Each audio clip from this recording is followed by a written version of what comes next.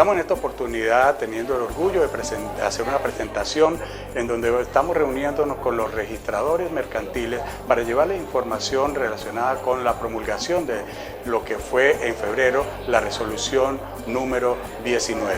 En ese aspecto tenemos presente al licenciado Reni Espinosa, quien nos dará detalles sobre lo que vamos a tratar en esta jornada. Desde la Dirección General del Instituto de Altos Estudios de Información Financiera de la Federación de Colegios de Contadores Públicos de Venezuela, es muy grato estar en esta reunión donde le estamos mostrando a los registradores mercantiles cuál es el nuevo enfoque que tienen los informes que deben preparar los contadores y los auditores independientes para poder llevar al registro mercantil las actas de trámites de negocios y de actos jurídicos realizados por las empresas. Es muy satisfactorio ver que de una u otra manera nos estamos poniendo de acuerdo sobre cuáles son los tipos de informes y cuáles son esos elementos que deben estar incluidos en dichos informes para poder llevar a cabo ese trabajo. Ya tenemos la representación aquí de la Registraduría de Puerto Ordaz, Registro Mercantil Primero de Puerto Ordaz. Y tenemos a la doctora también representación del Registro Mercantil Segunda de Ciudad Bolívar. Viene la doctora del Registro Subalterno y la representación de Guasipal.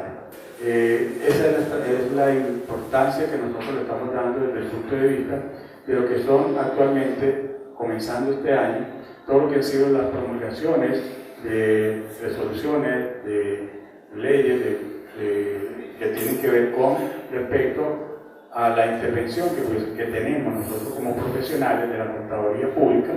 Empezamos con la resolución 19, en donde prácticamente obliga de alguna manera a que tenemos que ya, como también alguien lo dice, veníamos diciendo venía el lobo, llegó el lobo, y en este momento tenemos que ponernos a derecho. Y eso significa que tenemos que cumplir con la resolución 19, y en ese sentido, pues, Reni viene de la Federación de Colegios de Contadores Públicos de Venezuela, del Instituto, y pues va a compartir con nosotros la información que consideramos de gran importancia compartir con nuestros registradores en el Estado Bolívar. Igualmente, para el decreto que tenemos por ahí también la ley orgánica de precios justos con su providencia número 003, en donde prácticamente nos dice que tenemos que aplicar la norma, específicamente la NIC 2 de la sección 13, es decir, estamos en plena aplicación y de parte de lo que son las entidades oficiales de aplicar esta norma. Porque es importante señalar algo, nosotros somos una profesión en donde tenemos toda una cantidad de trámites desde el punto de vista técnico, y a eso es que nos debemos como tal. Es decir, nosotros debemos impartir y opinar desde el punto de vista técnico, porque esa es nuestra función como gremio. Buenos días. Primero, bienvenidos a los registradores mercantiles, en función de que ellos son los que tienen la responsabilidad de la recepción de las actas para la tramitación de actos y negocios jurídicos, y nosotros la responsabilidad de informar sobre esas actuaciones en función de esta resolución. Entonces, por supuesto, como es parte del trabajo de los registradores y parte del trabajo nuestro, una de las ideas, y sale la resolución, entonces una de las ideas fue ponernos de acuerdo en cuáles son, basado en lo que nos están solicitando, cuáles son las formas en las cuales esa solicitud de información va a estar dispuesta para los registradores mercantiles. La resolución 019 establece en todo su articulado las actuaciones que hay que registrar, y entre ellas las más emblemáticas para nosotros son la constitución de empresa, la aprobación de estado financiero o de gestión anual, los aumentos de capital y por supuesto las disminuciones, las fusiones y las transformaciones. En cada uno de esos articulados la resolución nos establece un tipo de informe, pero ¿qué sucede? Que dependiendo de la actuación nosotros actuamos de dos, o nuestros informes llevan dos tipos de responsabilidad. Una responsabilidad como contador, cuando actuamos como contador de la empresa, y una responsabilidad como auditor cuando actuamos como auditor de la empresa. Eso es lo que nosotros llamamos actividad profesional. O sea, nuestra actividad profesional está dividida entonces en dos tipos de trabajo: un trabajo de auditoría o un trabajo de contador. Siendo la auditoría el trabajo que el contador lleva a cabo en función de darle seguridad o razonabilidad a las aseveraciones que hacen las empresas dentro de los estados financieros. Es por ello que nosotros vamos a ir como inicio, vamos a ver las categorías que tenemos dentro de nuestra actividad profesional y en función de esa actividad profesional, cuáles son los tipos de informes que nosotros estamos obligados a preparar en cumplimiento de nuestra norma técnica y que cumple los requerimientos de la resolución 019. Quiero hacer mención que estos tipos de informes están bajo un nuevo enfoque. En Venezuela estábamos trabajando estos informes en función de la DNA, es decir, de las declaraciones de normas de auditoría, y de la SEC, es decir, de los servicios especiales prestados por el contador público. Hoy en día este enfoque tiene un enfoque internacional. El enfoque en Venezuela se toma a nivel del enfoque internacional para ponernos en línea con todo lo que son las comunicaciones que se dan entre los negocios en los países. Porque si bien es cierto, cada país tiene su modo de producir las transacciones entre países, se hacen en entes privados. Y entonces hay que tener un lenguaje común que de una otra manera podamos transmitir hacia el extranjero. Y en lugar del extranjero hacia nosotros. Y ese lenguaje son las normas técnicas en el cual estamos, el enfoque que nosotros tenemos actualmente. Vamos a ir particularmente con el artículo 12, 13 y 18, porque son los de mayor frecuencia en lo que es nuestra actividad. El artículo 19, 20, 23 y 38 vamos a ver que está basado más en un tipo de trabajo único, que es el de presentación y no el de auditoría. Pero el 12, 13 y 18 implica trabajo de dos profesionales, un contador y un auditor en muchos casos. El artículo 9 hace mención de la información financiera para las entidades asimiladas a personas naturales, fundaciones, sociedades civiles, y ese no lo estamos tratando aquí porque nos estamos enfocando en este momento en lo que son los registros mercantiles. En cuanto a la actividad profesional, es importante destacar que nuestra actividad profesional tiene dos categorías. Sin embargo, ¿a qué se le conoce como actividad profesional? Todo trabajo que hace el contador público a partir de los conocimientos que tiene como contador. Esos son conocimientos que son adquiridos o bien en la universidad, y entonces hablamos de un contador público, o bien ejercidos por la práctica, entonces hablamos de un contador práctico. Sin embargo, ¿qué sucede? Que hay unas limitaciones legales, hay algunos trabajos que solamente los puede hacer un contador público egresado de la universidad. La actividad profesional tiene entonces dos categorías de trabajo. Hay trabajos que nosotros hacemos y están dentro de lo que se conoce como actuación profesional, y hay trabajos que nosotros hacemos que se encuentran dentro del ejercicio profesional. La diferencia más importante de estas dos categorías es que cuando nosotros estamos haciendo trabajos que se encuentran dentro de la categoría ejercicio profesional, estamos obligados a emitir una opinión profesional. Y esta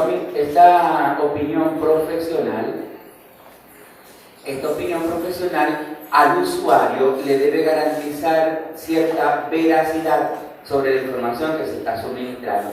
Esto es un símil como cuando uno obtiene un diagnóstico de un médico. O sea, el diagnóstico de un médico es una opinión profesional sobre cómo el sistema de ese ser humano está funcionando. Entonces él ahí determina cuáles son, de una u otra manera, los elementos que no están funcionando dentro del sistema adecuadamente. Lo mismo pasa con el contador público. El contador público, en su opinión profesional, establece cuál es la salud financiera de la empresa o cuáles son los elementos de esa salud financiera que no están funcionando.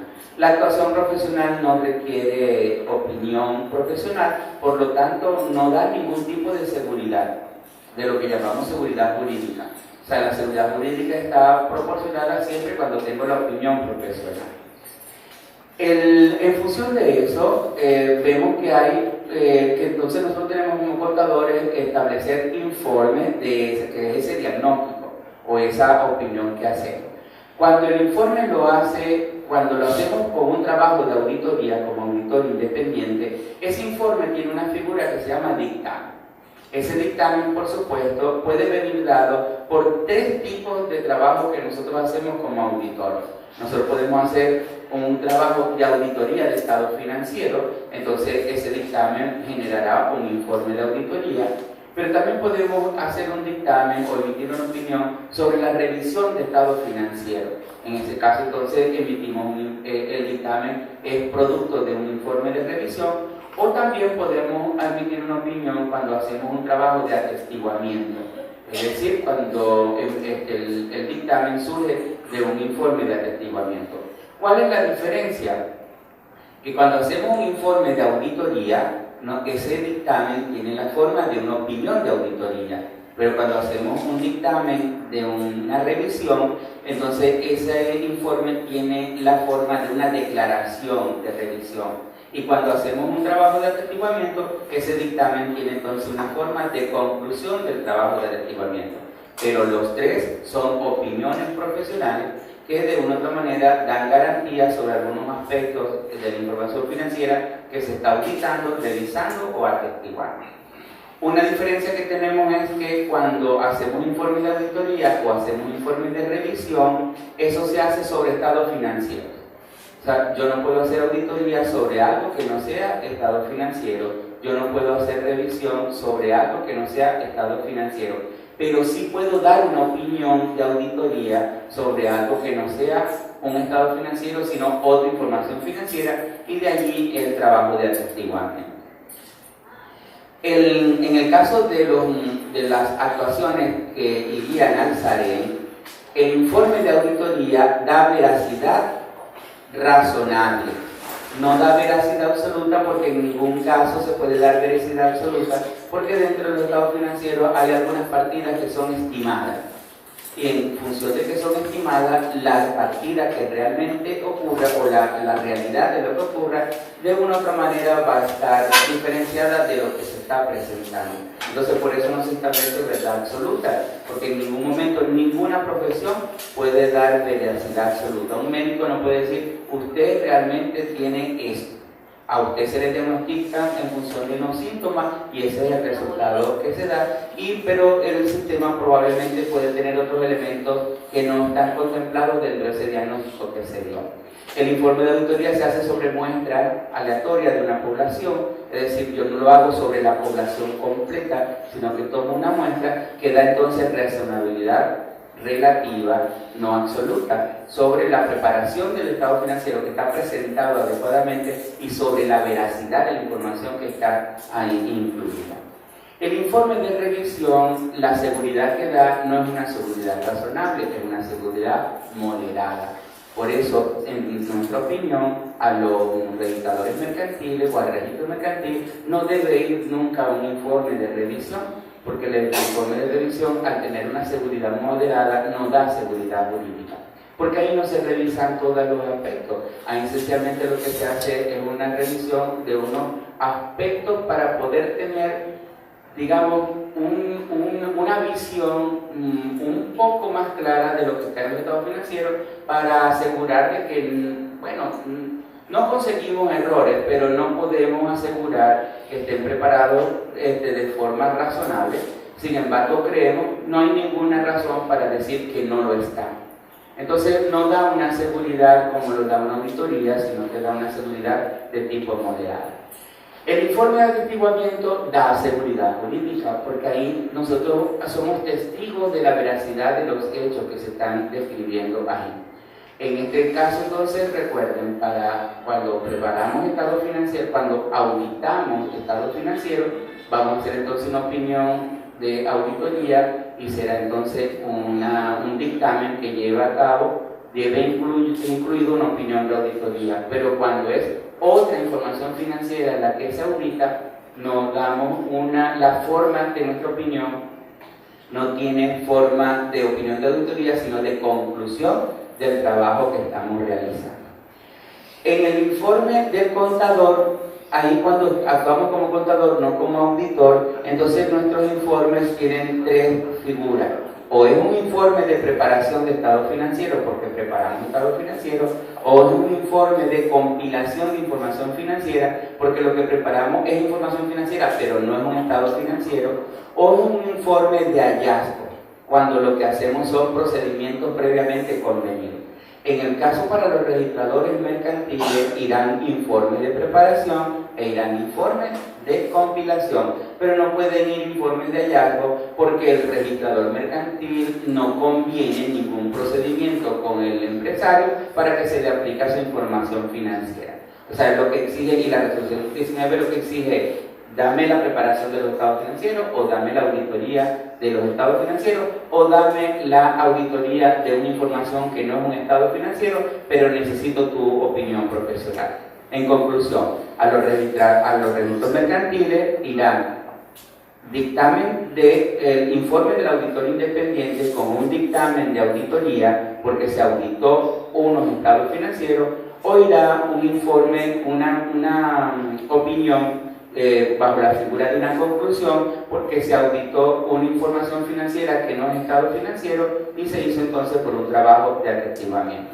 O irá un informe de preparación de estados financieros, porque la resolución 19 no necesita, en ese acto no necesita la seguridad de un contador público, la opinión de un contador público, sino sencillamente su informe. O irá un informe de compilación si lo que está preparando es una información que no es estado financiero.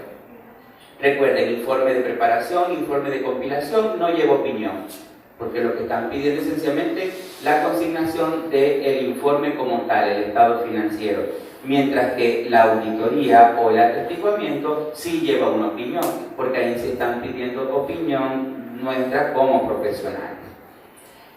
La preparación por ley no está reservada para los contadores públicos, por lo tanto la preparación la puede llevar a cabo otro profesional.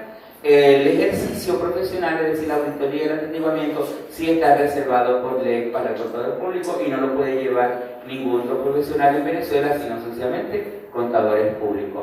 Sin embargo, la preparación y la compilación se nos ha asignado a nosotros, la comunidad de negocios, porque somos los profesionales que tenemos la preparación para poder manejar la información financiera y preparar los informes correspondientes, más que cualquier otro profesional en Venezuela. Diferencia que tenemos en el trabajo de auditoría, ya sabemos, va un dictamen, pero el dictamen es una opinión sobre los estados financieros, es una opinión que se da para usuarios en general, para todo el mundo, y esa opinión puede ser sin salvedad, es decir, limpia, se presentan razonablemente, puede ser con salvedad, se presentan razonablemente, excepto por alguna partida, puede ser negativa, no se presentan razonablemente, y puede ser una abstención de opinión, es decir, me abstengo de opinar porque tuve tantas limitaciones en el trabajo que no puedo llegar a ningún tipo de opinión. Sin duda alguna, la opinión siempre se hace en presentación razonable basado en los BENI. Es decir, se presenta razonablemente de acuerdo a BENI, tal y como lo plantea la resolución 019, o se presenta razonablemente de acuerdo a BENI, excepto por el inventario, o no se presenta razonablemente bajo BENI, o me abstengo de opinar sobre la presentación bajo BENI porque no tengo los elementos suficientes para llevar a cabo una opinión. El trabajo de atestiguamiento es un dictamen también, pero ahí llega una conclusión sobre qué, sobre un asunto y unos criterios. Es decir, me dice, mira, revisa este asunto y compáralo si cumple con estos criterios. Entonces yo busco el asunto, aplico los procedimientos de auditoría que a mi juicio profesional son adecuados y llego a la conclusión de que cumple con esos requerimientos o no los cumple. Un ejemplo dentro del artículo 12, cuando me piden la opinión de auditoría sobre el inventario de bienes muebles e inmuebles para la constitución de la empresa. El inventario de bienes muebles e inmuebles no es un estado financiero, por lo tanto no puedo hacer un trabajo de auditoría. El inventario de bienes inmuebles es información financiera, donde yo puedo hacer entonces un trabajo de atestiguamiento y dar una opinión de auditoría sobre ese trabajo. Recuerden, es una opinión, lo único que cambia es que el formato de opinión de un trabajo de auditoría es distinto al formato de una opinión de un trabajo de atestiguamiento. ¿Y qué me están pidiendo ahí en la resolución 19? Me dice, usted me tiene que dar su conclusión con respecto a la existencia y a la propiedad de esos bienes. No me piden más. Me dice, usted revisa ese estado, ese inventario de bienes muebles e inmuebles y usted me tiene que dar su opinión profesional, dice la resolución, sobre la existencia y la propiedad de esos bienes. Entonces tengo el asunto, que es el inventario de bienes muebles, y tengo los criterios, existencia y propiedad. Entonces mi opinión tiene que decir, en mi opinión, o llego a la conclusión, cualquiera de las dos expresiones válidas, en conclusión, estos muebles e inmuebles que están relacionados en este inventario son propiedad de los accionistas y existen. Pero no solamente tengo que decir eso, sino que la norma me obliga a decir cuáles procedimientos yo hice para poder llevar a cabo a esa conclusión. Entonces yo tengo que decir, bueno, yo hice una investigación documental sobre los documentos de propiedad, hice una inspección física para poder saber que realmente existía. Pero fíjense que la resolución 19 me da solamente esos dos criterios, es decir, nuestra opinión profesional no puede dar en función de los valores que están ahí registrados por esos bienes muebles, porque esos son acuerdos entre los accionistas. Tampoco podemos dar opinión sobre, no opinamos tampoco sobre el estado de los bienes muebles e inmuebles, si están deteriorados o no están deteriorados, porque dos criterios nos establece la 019. Y eso es muy importante en el atestiguamiento, porque es servir de testigo. Entonces yo sirvo de testigo de las cosas que me asignaron, propiedad y existencia. No puedo atestiguar sobre otra cosa que no me han asignado, a menos que me lo hagan como un trabajo adicional. Es importante en función de que no me puedo exceder de aquello que me están pidiendo en relación a ese bien mueble y inmueble. ¿Y eso por qué? Porque la única persona que tiene la potestad de poder dudar sobre los valores acordados son los registradores mercantiles. O sea, los registradores mercantiles son los que deben decir, no, un momento, esto me parece que está sobrevaluado o esto me parece que está subvaluado. Y entonces tendrá, digamos, las opciones del registrador para poder buscar la forma o la fuente que le pueda decir si eso está más o menos en función de él. Pero después llegaremos al artículo 12, porque hay algunos aspectos dentro de ese dictamen que nosotros hacemos que debemos cubrir también, como es la responsabilidad que tenemos por la ley anticorrupción o la ley de ilícitos, que nos responsabiliza al respecto, nos hace responsables de los aspectos que estén relacionados a él. Cuando el trabajo es de servicio relacionado, entonces es un informe. Ese informe puede ser entonces un informe de preparación, un informe de compilación o un resultado de hallazgo. Recuerden que el resultado de hallazgo no va nunca a ir a parar a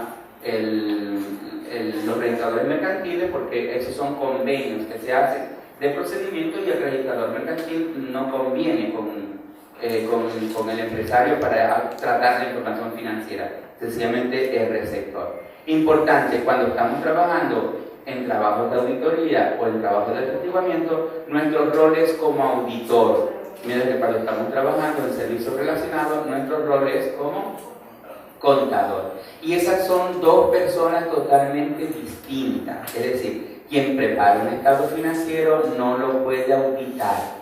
Quien audita un estado financiero no lo puede preparar. ¿Por qué? Porque se pierde la objetividad en lo que es la auditoría y por lo tanto no hay veracidad jurídica en ese informe que tenemos. Comenzamos entonces con cada uno de los artículos. Comenzamos el artículo 12, Constitución de la Sociedad. Una de las cosas que nos piden, ahí nos piden tres actuaciones, que desde nuestro punto de vista son tres personas distintas, porque nos piden la actuación de un comisario, de un auditor y de un contador.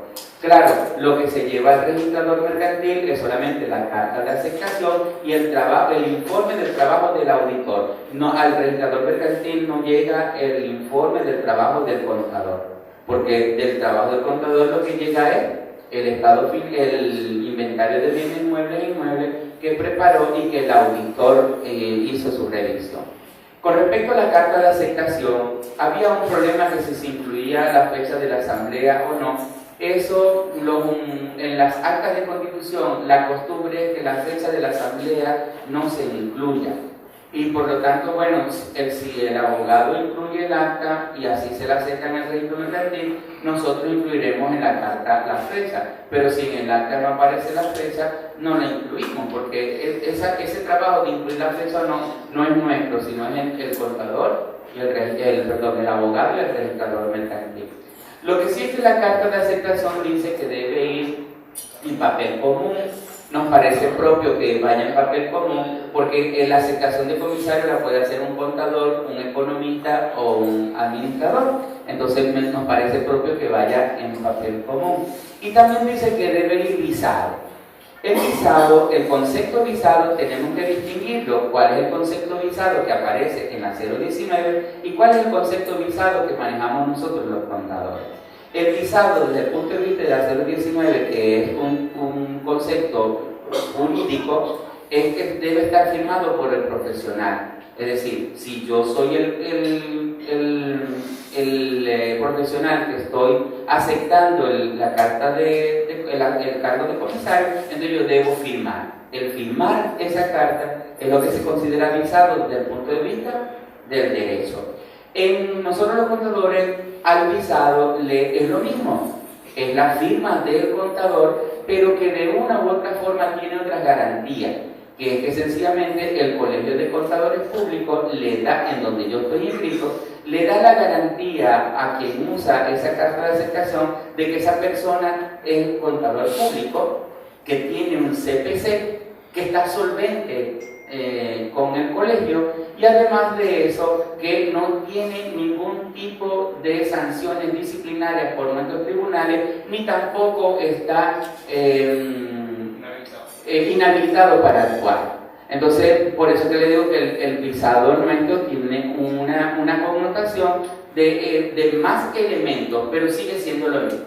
O sea, el visado es la firma de la persona aceptando la carta, pero en el caso nuestro, cuando lleva, digamos, el visado del colegio, lleva estos elementos adicionales.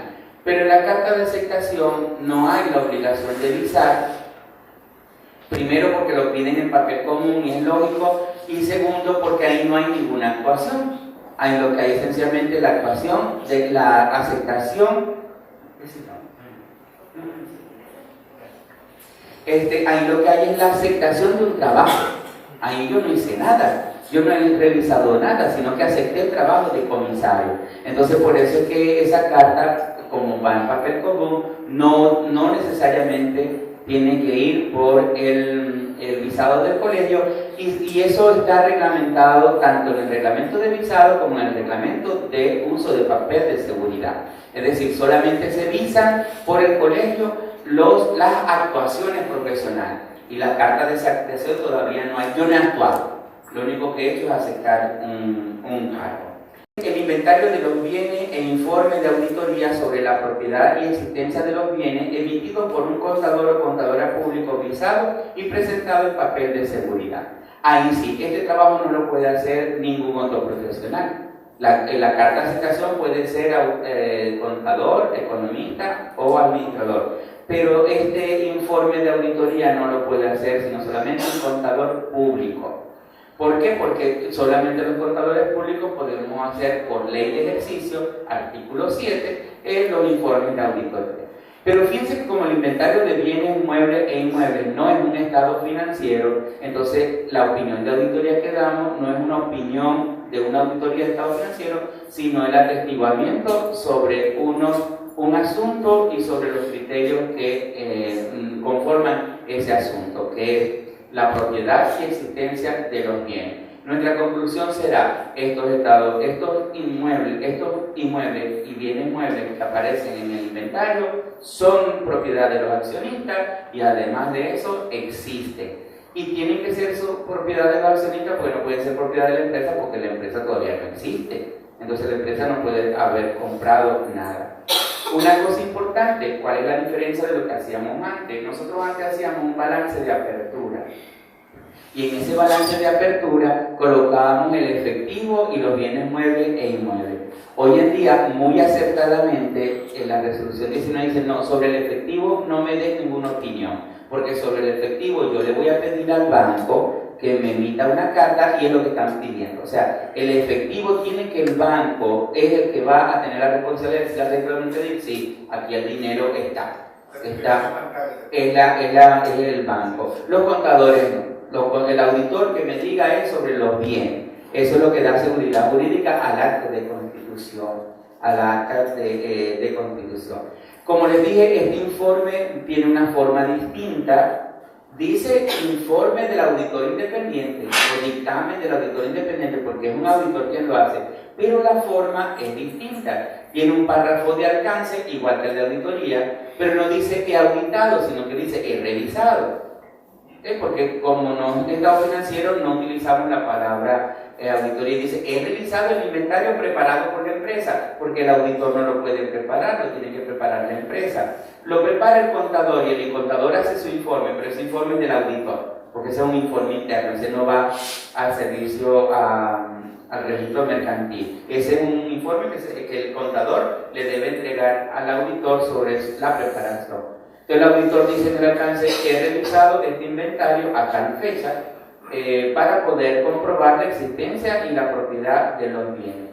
Después viene un párrafo de responsabilidades, dos párrafos, uno al lado del otro. El primero, la responsabilidad de quien lo prepara. Dice, la responsabilidad de preparar este inventario es de la empresa. Y después dice, la responsabilidad del auditor. Entonces dice, mi responsabilidad es emitir una conclusión sobre propiedad y existencia de estos bienes. Enseguida decimos, ahí lo vamos a hacer con un trabajo de atestiguamiento. Y enseguida tenemos que describir en qué consiste un trabajo de atestiguamiento. Un trabajo de atestiguamiento consiste en hacer una revisión de un asunto con unos criterios. El asunto aquí es el inventario y los criterios son propiedad e existencia. E inmediatamente tenemos que decir cuáles son los procedimientos que hicimos para comprobar propiedad y existencia. Entonces decimos, hice revisión documental, es decir, revisé los documentos de propiedad e hice inspección física, es decir, fui a cada sitio y vi que el terreno existía, que el edificio existía. Además de eso, bueno, después viene entonces la opinión. La opinión viene y dice, bueno, en mi opinión, estos bienes muebles y inmuebles existen y son propiedad de los empresarios.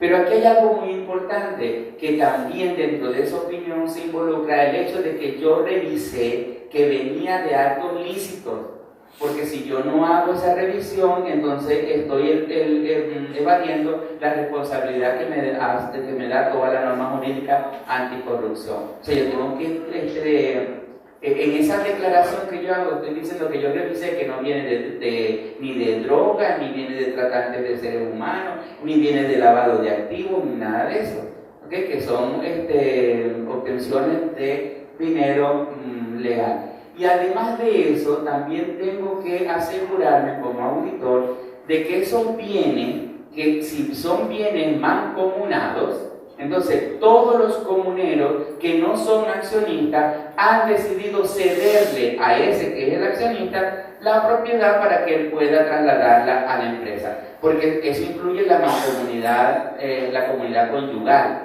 Es decir, que si yo tengo una esposa y yo soy accionista y estoy colocando mi casa como aporte, bueno, mi esposa tiene que haber dado la autorización para hacer la cesión de propiedad, porque si no es mentira que yo estoy aportando nada de eso. Entonces, eso lo hace el auditor en esa revisión de existencia y propiedad.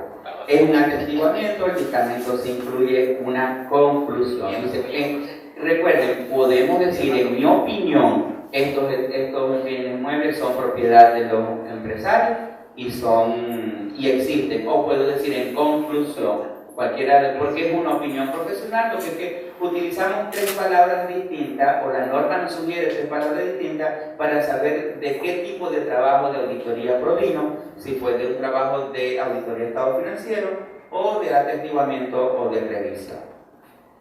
El artículo 13, bueno, como les decía, aquí son tres personas que actúan, ¿verdad? El comisario, el auditor y el contador, pero al registro mercantil solamente van los trabajos o la carta del comisario y el trabajo del auditor. No va el trabajo del contador, porque el trabajo del contador él lo hizo fue para el auditor, o sea, para que el auditor pudiera auditar. Pero el auditor también tiene que estar pendiente de que ese trabajo lo haya hecho una persona que tenga conocimiento sobre la forma de presentar, porque si no, ese dictamen de auditoría que estoy dando, o esa conclusión de auditoría, va entonces a tener salvedad, va entonces a tener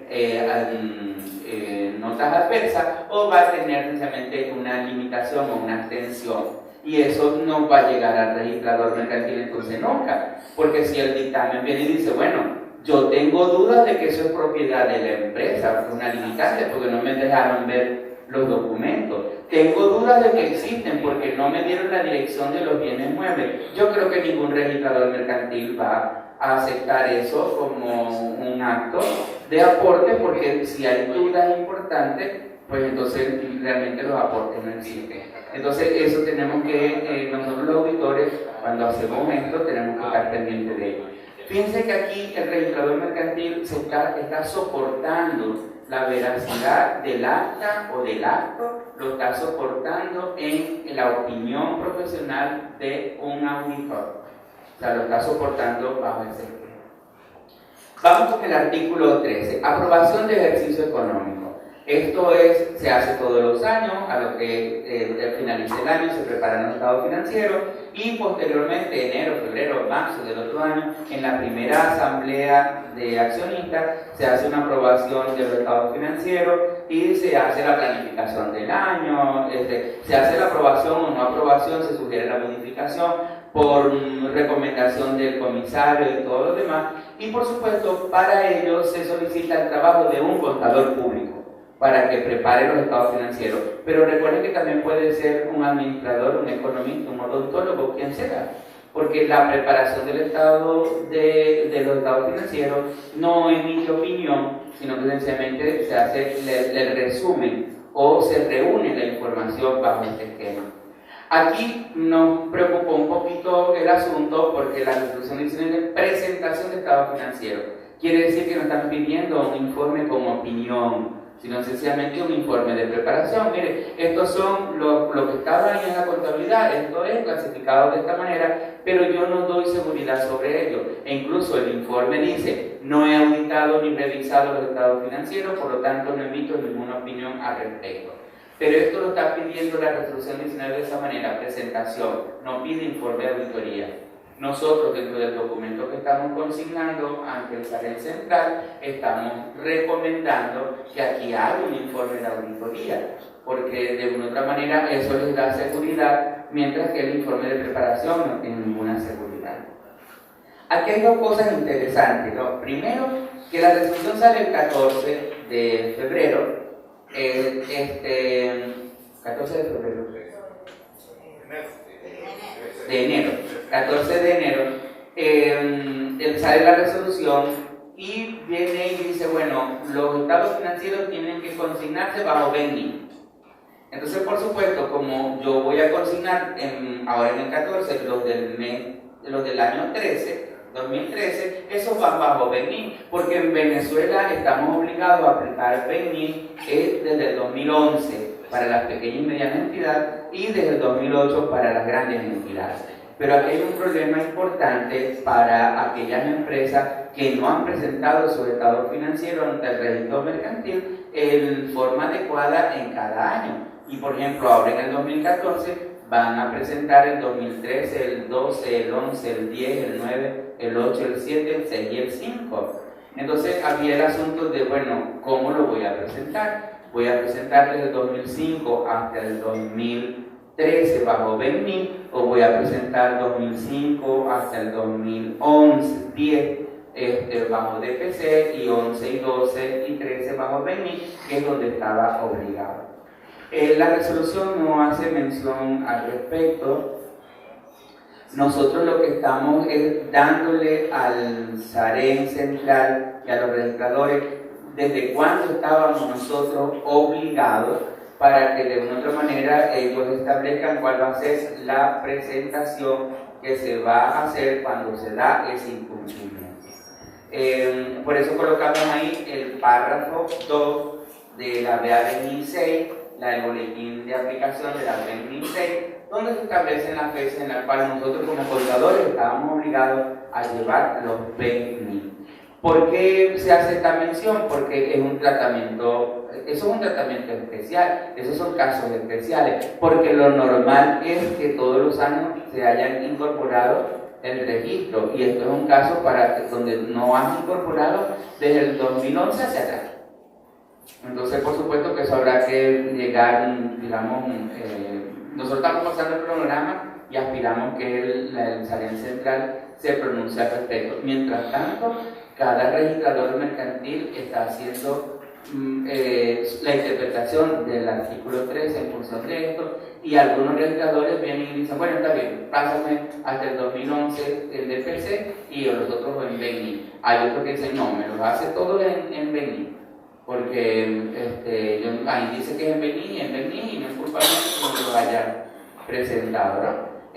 Claro, nosotros hacemos mención de esto porque hacer la preparación en BNI en más allá del 2011 tiene un costo asociado para las empresas más o menos importante, y bueno, no es nuestro problema realmente, porque el que incumplió fue la empresa, ni incumplí yo, ¿no? Pero sí lo colocamos ahí para que dentro de la solución que den o dentro de la propuesta que se lleve o que la solución que plantee el SAREN, pues tengan en consideración las fechas que nosotros tenemos. Hasta ahí llegamos. En esta aprobación del ejercicio económico, como les dije, no hay opinión. Lo que nos piden es una preparación de estado financiero, pero también piden el informe de comisario sobre los estados financieros.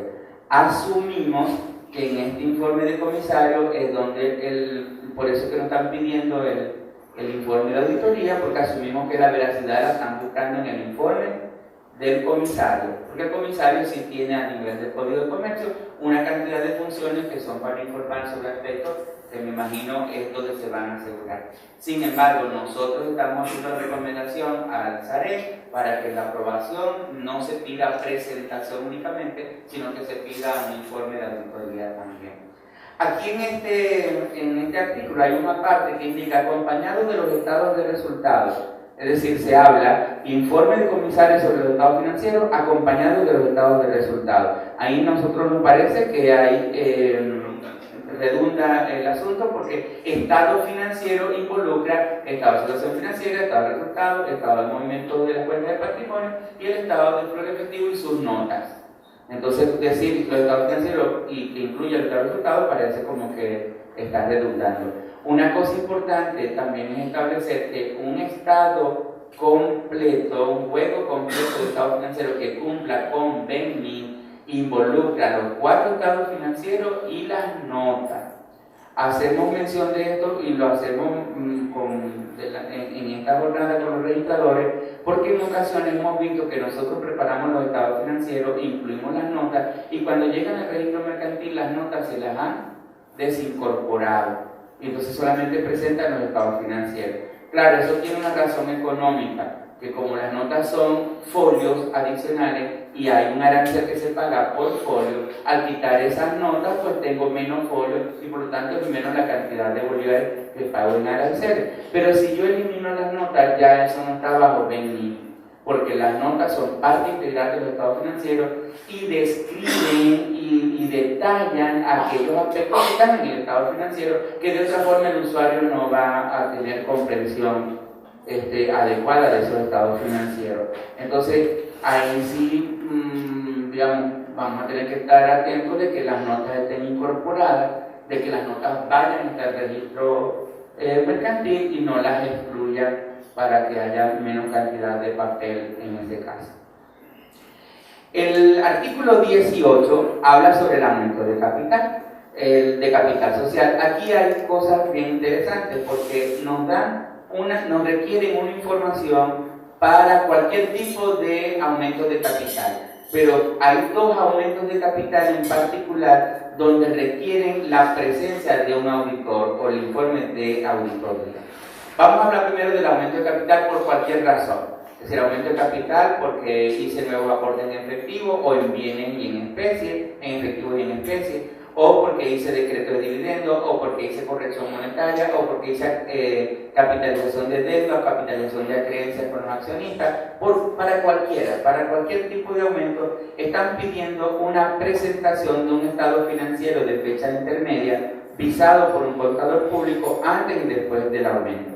Aquí no hay opinión tampoco, es una mera preparación. El problema está en decidir cuál es la fecha antes y cuál es la fecha después. Había el tema de que la fecha antes era, si yo ya hacía el aumento el 31 de octubre, entonces la fecha era 31 de octubre antes del aumento, 31 de octubre después del aumento. En función de que nosotros no llevamos esa contabilidad diaria, sino que la contabilidad del periodo se cierra mensualmente, entonces había quienes decían, no, debe ser 30 de septiembre el antes y 31 de octubre el después. También hubo un argumento que decía, no, pero es que nosotros la contabilidad mensual es una contabilidad que le faltan muchos elementos todavía, porque hay estimaciones que se hacen anual, como el impuesto sobre la renta, aunque lo vamos provisionando. Hay algunas estimaciones que no sabemos su comportamiento mensualmente, sino a lo mejor cada trimestre, entonces se van ajustando los meses que correspondan, y lo único que nosotros tenemos definido como estado financiero ya listo es el del último cierre. Entonces debe ser 31 de diciembre del último año y 31 de octubre, que es el momento del aumento de capital.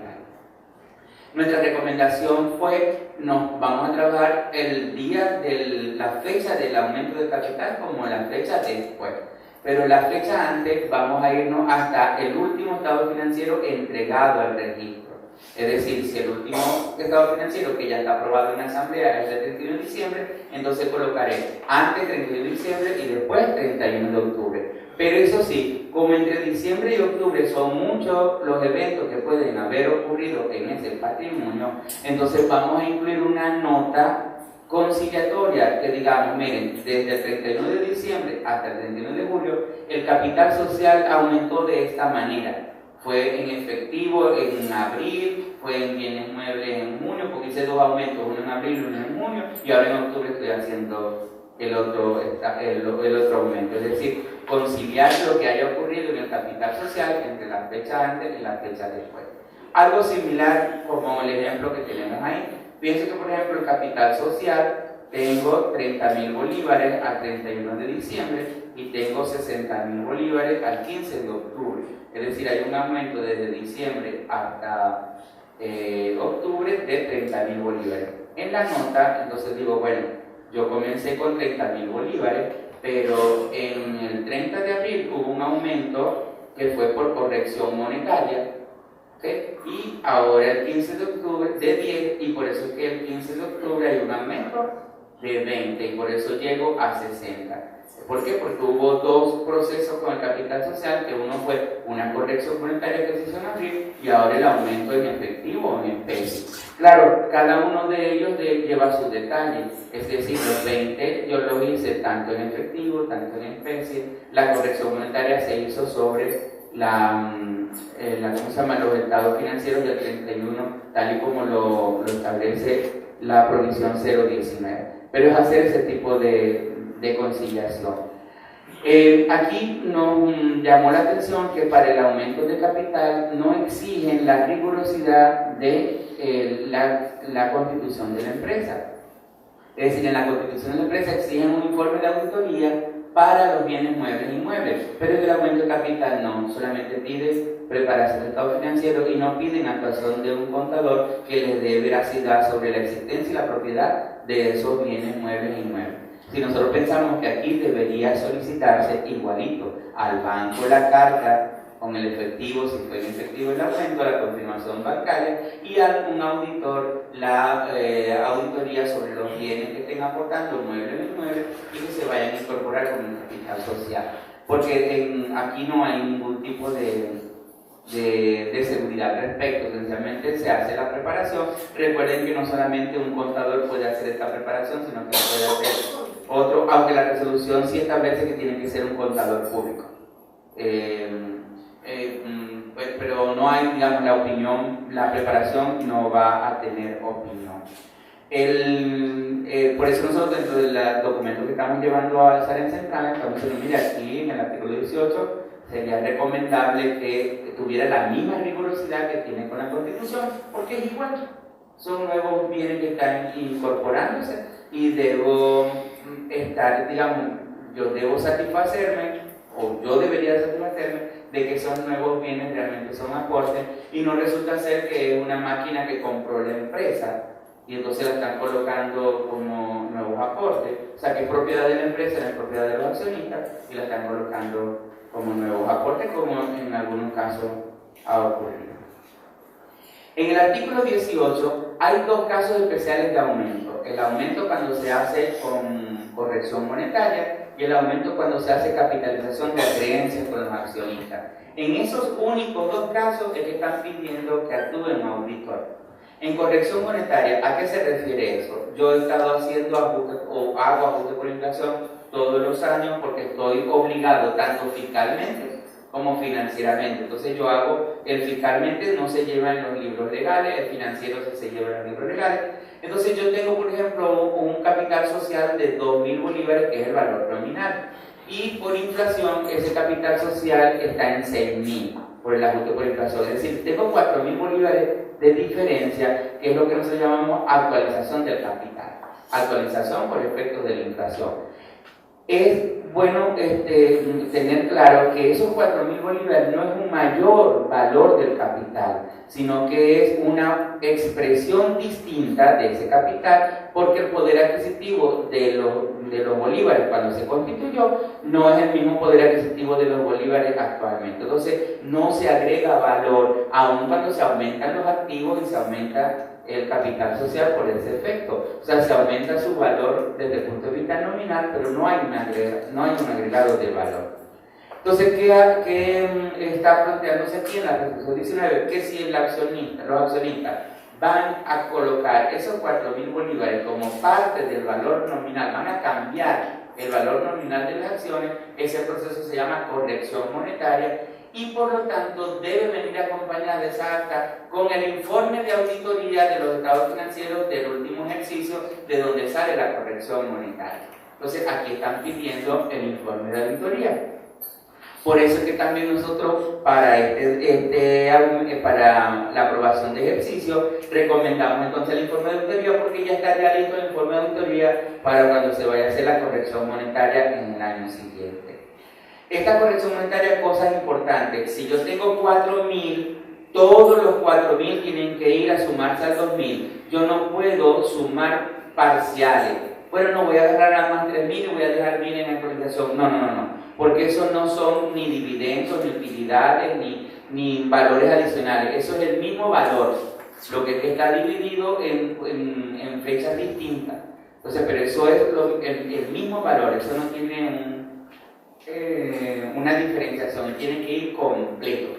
No se puede hacer corrección monetaria de forma parcial. Pero sin embargo, cuando nosotros hacemos el ajuste, tenemos 2.000 y nos da 6.827,32. Nos da el actualizado, ¿no? Entonces lo que sí hacemos es que buscamos el número entero más cercano que tengamos por exceso y por defecto para que el valor nominal de las acciones tenga un número entero y las diferencias de céntimos las llevamos a utilidades acumuladas. Pero esas diferencias de céntimos tienen que ser diferencias de céntimos. No puede ser 1.000.000 o 1.000 de los 4.000 que tenemos ahí.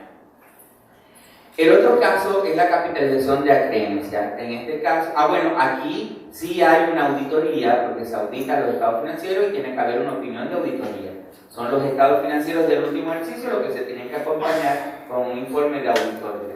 Que por eso insistimos, estamos recomendando que la aprobación del ejercicio siempre vaya con informe de auditoría y ya tendríamos el informe de auditoría para el aumento por corrección monetaria, que deben hacerse todos los años.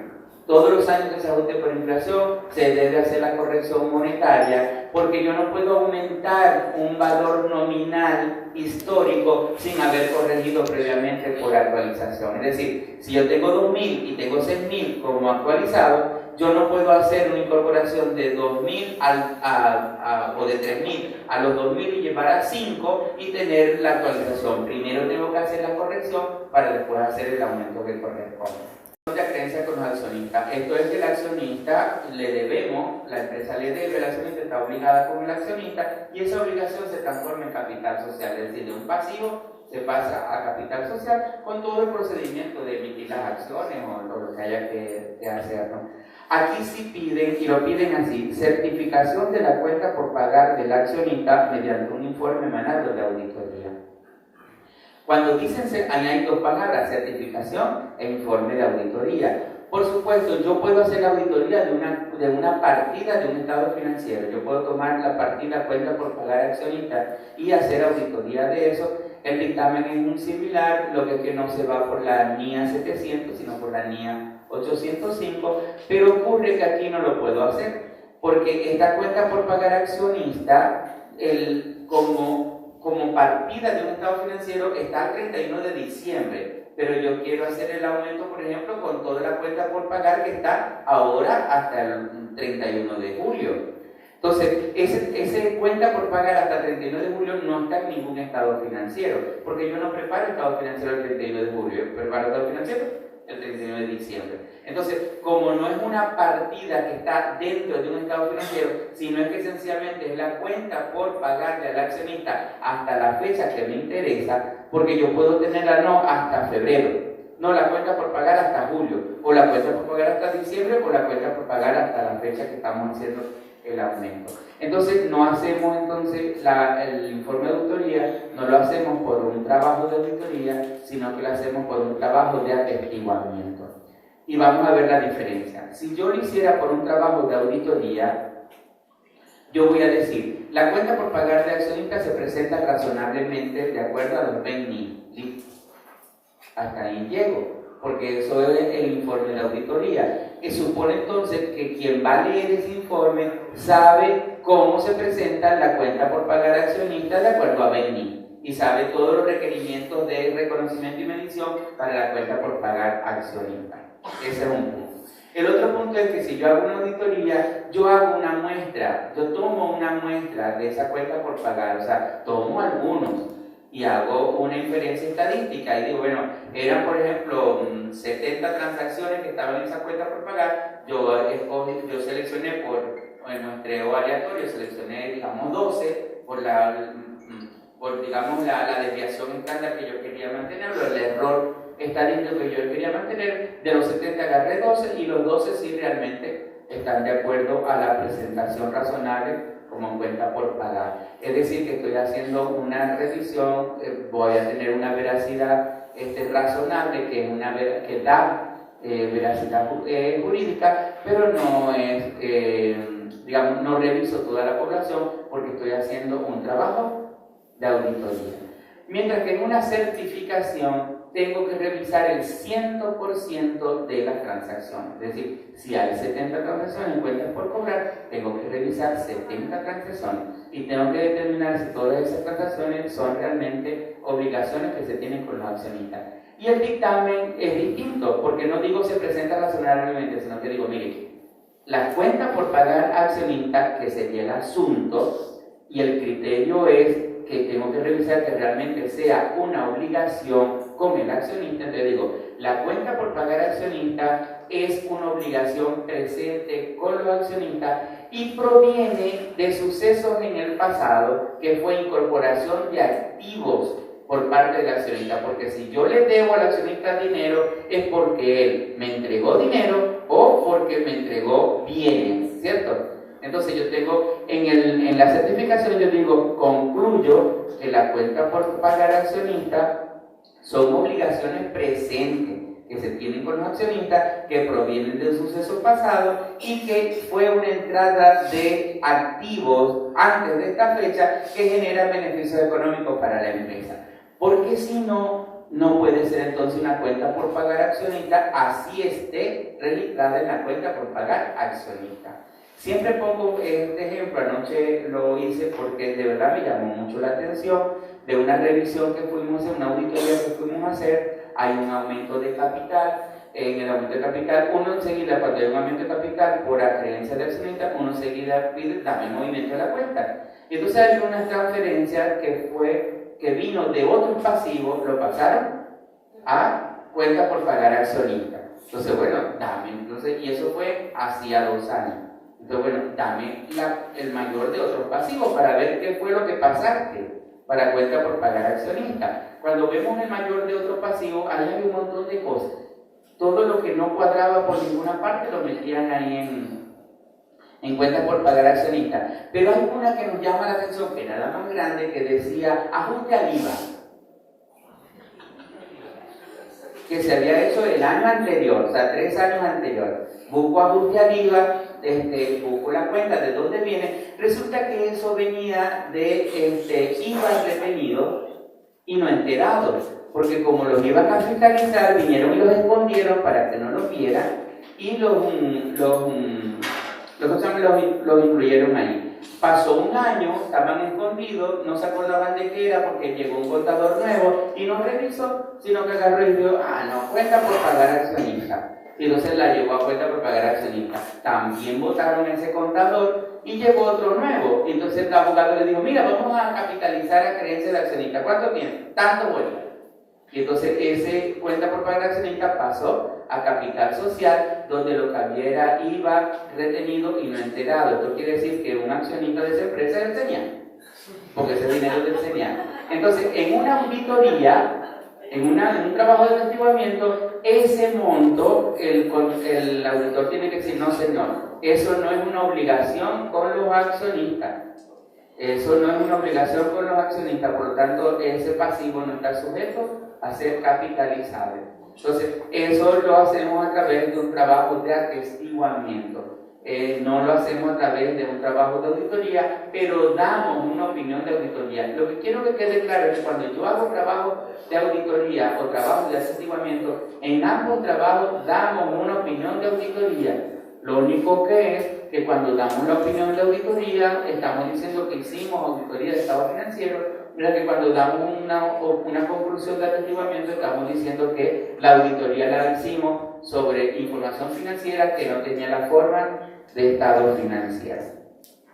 Aquí, por lo tanto, entonces, damos nuestra conclusión y decimos, son obligaciones con los accionistas, sí son. Si hay 4.000, 5.000 y hay 2.000 que no son, decimos 3.000 son, por los otros 2.000 no. O sea que nomás que podrían capitalizar esos 3.000 que realmente representan obligaciones con los accionistas que provienen de activos que ellos entregaron en el pasado.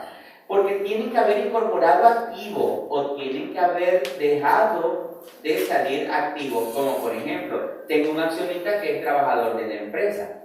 Entonces el accionista trabajador de la empresa, yo le tengo que pagar un salario, pero cuando no tengo dinero se lo llevo a salario por pagar. ¿Okay? Lo dejo ahí en cuenta por pagar accionista porque no tengo dinero. Pero ahí, aun cuando el dinero no entró, el dinero no salió, entonces se corresponde como una entrada de activo. Tiene que venir del trabajo que él está generando como empleado de la empresa. Eso hay un montón de cosas que solamente el auditor hace revisión de ello, porque realmente él tiene que ser un trabajador, tiene que estar, digamos, dentro de lo que es la partida de nómina de la empresa, y además de eso tiene que estar percibiendo un salario similar al que estaría recibiendo un trabajador que no fuera accionista y estuviera entonces haciendo el mismo trabajo.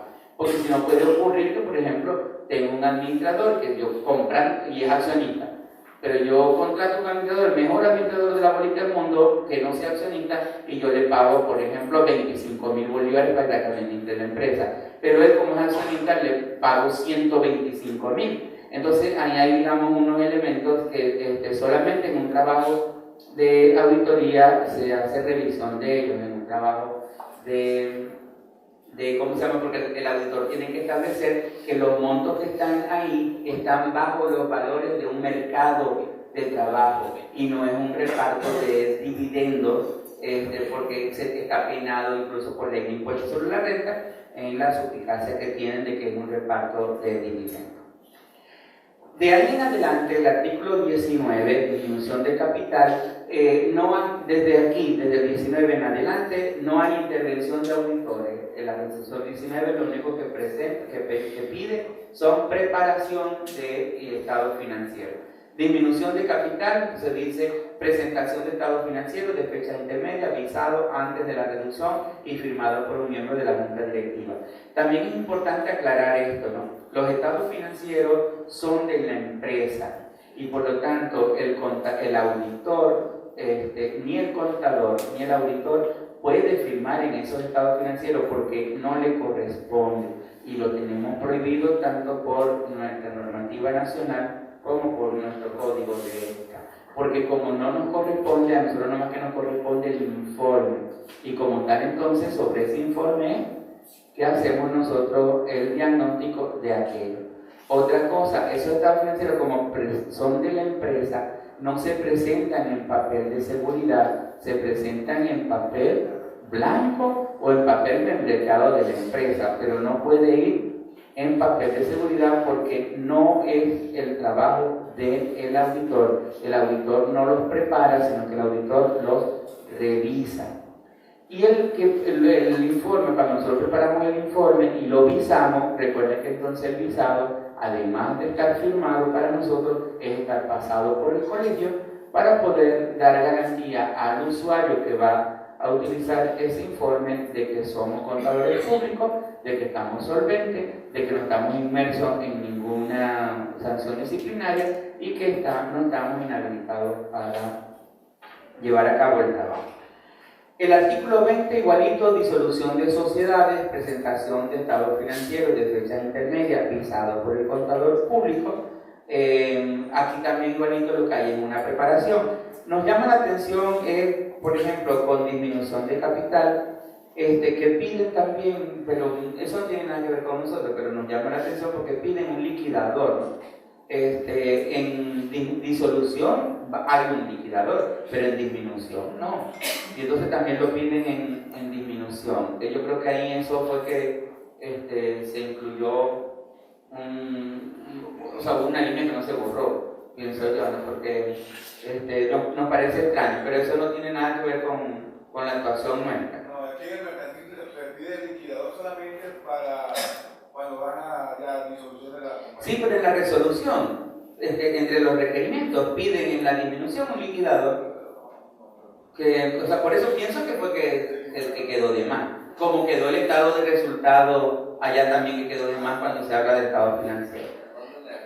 En la disolución entonces también lo que hay es una presentación de estado financiero de fecha intermedia, es decir, nos están pidiendo informes del auditor. Yo sospecho que en todos estos están digamos, pasándole la responsabilidad de la veracidad es al comisario y no se la están dando al contador público, ¿no? Pero lo que sí, y es la parte de la remuneración que nosotros estamos diciendo, es que fíjense que quien prepara el estado financiero puede no ser un contador público. Y entonces, bueno, como nos da seguridad sobre aquello, pues pudiera a lo mejor estar...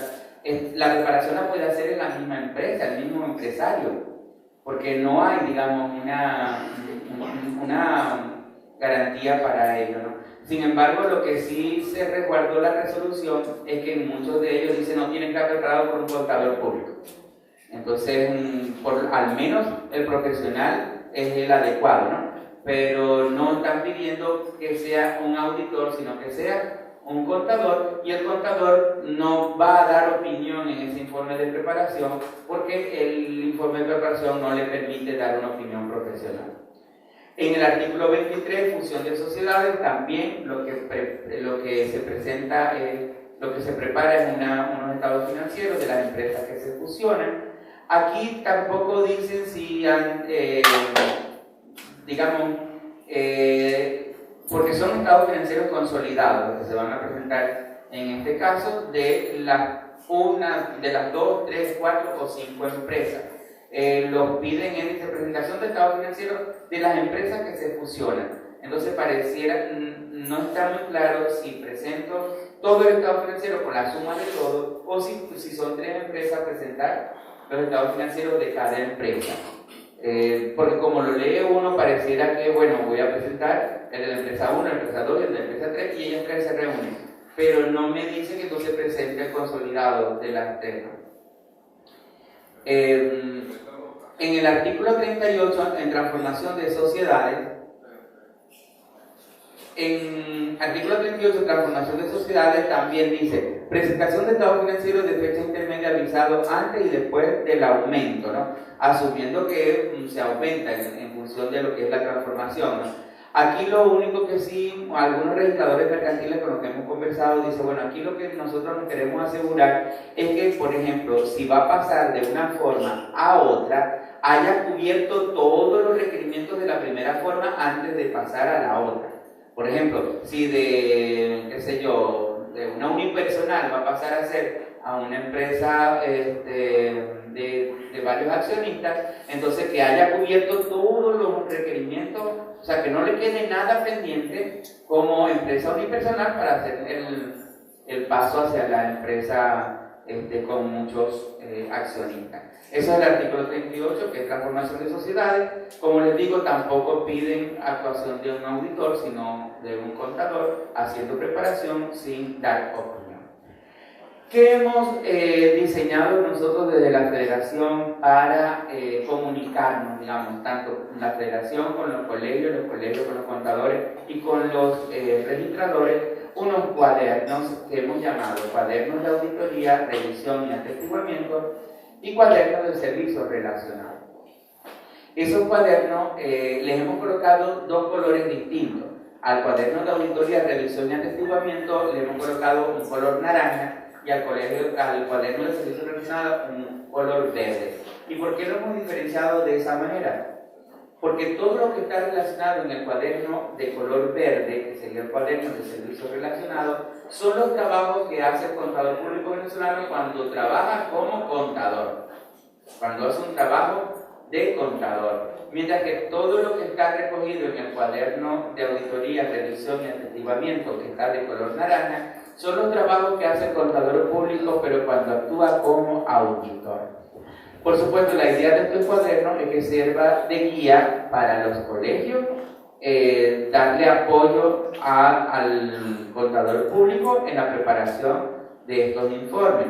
Para el contador público, que sirva de guía para poder llevar a cabo ese informe. Y para los registradores mercantiles, que vean que hay algunos modelos ahí que pudieran ellos estar visualizando de cuáles son los tipos de informes que van a estar llegando y cuál es el contenido de esos informes bajo este nuevo enfoque. Entonces, se distingue bajo ese esquema dos colores distintos. Entonces uno dice, informes que prepara el contador público cuando actúa como contador. Entonces son informes de preparación, informes de compilación. Y el otro dice, informes que prepara el contador público en su rol de auditor. Entonces serían informes de auditoría e informes de atestiguamiento. Recuerden que solamente cuando trabaja como auditor es que va a haber una opinión profesional. Al final, nos gusta compartir el mensaje de Helen Keller sobre que solos podemos hacer muy poco, juntos podemos hacer mucho, porque yo creo que está, de una u otra manera, es el trabajo nuestro como contador, es el trabajo de los registradores mercantiles como registradores, y si nosotros llegamos a ponernos de acuerdo, yo creo que los dos trabajos van a salir de una u otra manera favorecidos. Nosotros estamos a la disposición para en cualquier momento, cualquier consulta. Ya a nivel nacional muchos registradores mercantiles se comunican con nosotros a través del correo, a través del teléfono incluso, para preguntarnos sobre algunos casos que les llegan, porque en algunos registros mercantiles tienen revisores que tienen formación contable, pero en otros registros mercantiles no hay esos revisores, sino que son directamente otras profesiones, sobre todo abogados, que están haciendo ese trabajo de recepción. Entonces nos llaman, nos envían por correo algunas de las consultas y sin duda alguna eso va a aumentar, digamos, el material que se da incorporando dentro de los cuadernos en muebles. Bueno, esto era lo que yo quería a través de la Federación y del Colegio de Contadores Públicos traer y conversar con ustedes, hacer el planteamiento de en lo que estamos trabajando para poder llevar a cabo una mejora sustancial dentro de nuestro ejercicio profesional y que redunde en el trabajo que ambos colocamos. Ahorita se abre el ciclo de preguntas, respuestas, y entonces podemos intercambiar algunas de las experiencias que pudieran tener. Muchas gracias, Rey. Un para agradecer la presencia del presidente de nuestro comercio. Sé que también Raúl de pronto me ayuda para hacer referencia a las otras cámaras que nos visitan y que están presentes.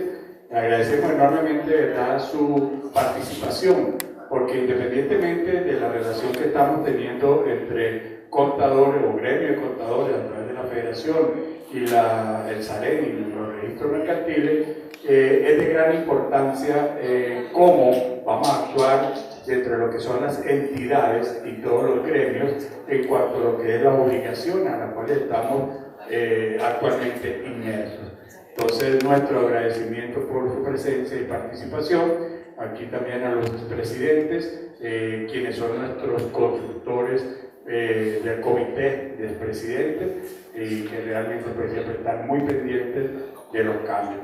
Tenemos aquí a la Junta Directiva, al Instituto de Desarrollo Profesional, al Núcleo de Bolívar, a nuestro presidente Enrique Medina, todos interesados pues en unir esfuerzos para lograr entonces con éxito poder tener una buena interacción en todas nuestras actuaciones profesionales. Está la gente de administración del colegio, la contadora y la parte administrativa, quienes también pues con su participación van a tener que enfrentar lo que son las preguntas y consultas que se van a estar haciendo permanentemente.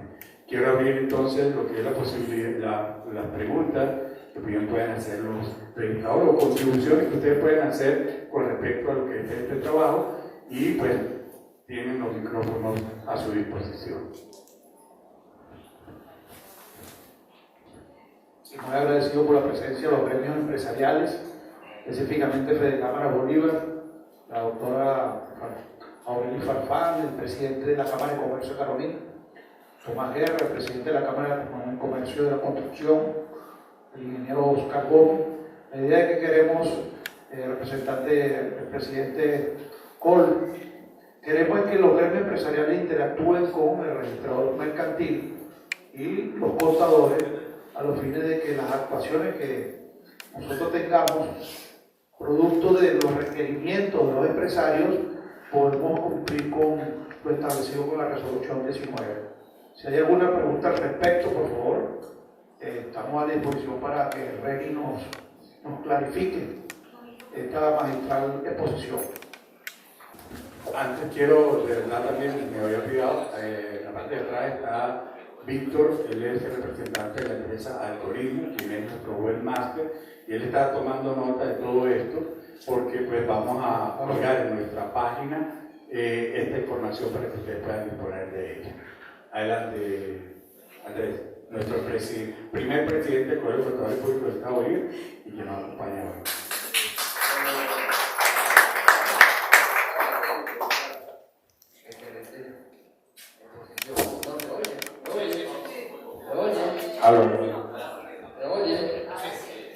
Gracias por esta exposición. Bueno, va a ser una pregunta, una consulta. Estamos, como tú dijiste, en este proceso pues, de las NIF, la transición NIF, en el registro nacional de contratistas, y tenemos la transición en NIF, en el registro mercantil. Estos nuevos procesos parece que están como, para nosotros mismos parece que están chocando, ¿no? Es decir, que hay una exigencia adicional en cada una de las instituciones. Entonces, ¿cómo tú ves eso? ¿Cómo se podría solucionar? Porque muchos clientes están quejando de la situación de contratistas respecto al tiempo que están dando para esta situación, que sabemos que debíamos haberla hecho hace tiempo, pero los empresarios no lo habían hecho, y pues tiene mucho trabajo parado por parado, cheques, y tienen parado, que realmente es importante para la economía de la región, pues tratar de ver cómo se puede solventar eso con respecto a las contratistas respecto a algún tipo de Bueno, fíjense, lo ideal sería que nosotros preparáramos un juego de estado financiero de propósito general y todos los organismos y todos los usuarios hicieran uso de él. Pero sin embargo, cada organismo tiene sus necesidades de información particulares y por lo tanto cada organismo va a pedir una información que particularmente necesita.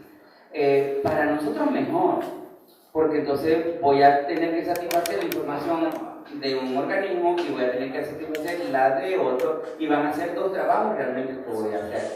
En el caso de la información que se lleva al registro mercantil, las solicitudes del 019, como es una solicitud mediante una resolución, todos los informes que nosotros llevemos a la 019 son informes de propósito específico. Es decir, debe incluir dentro de nuestro informe un párrafo que diga propósito específico y usuarios específicos y usos previstos.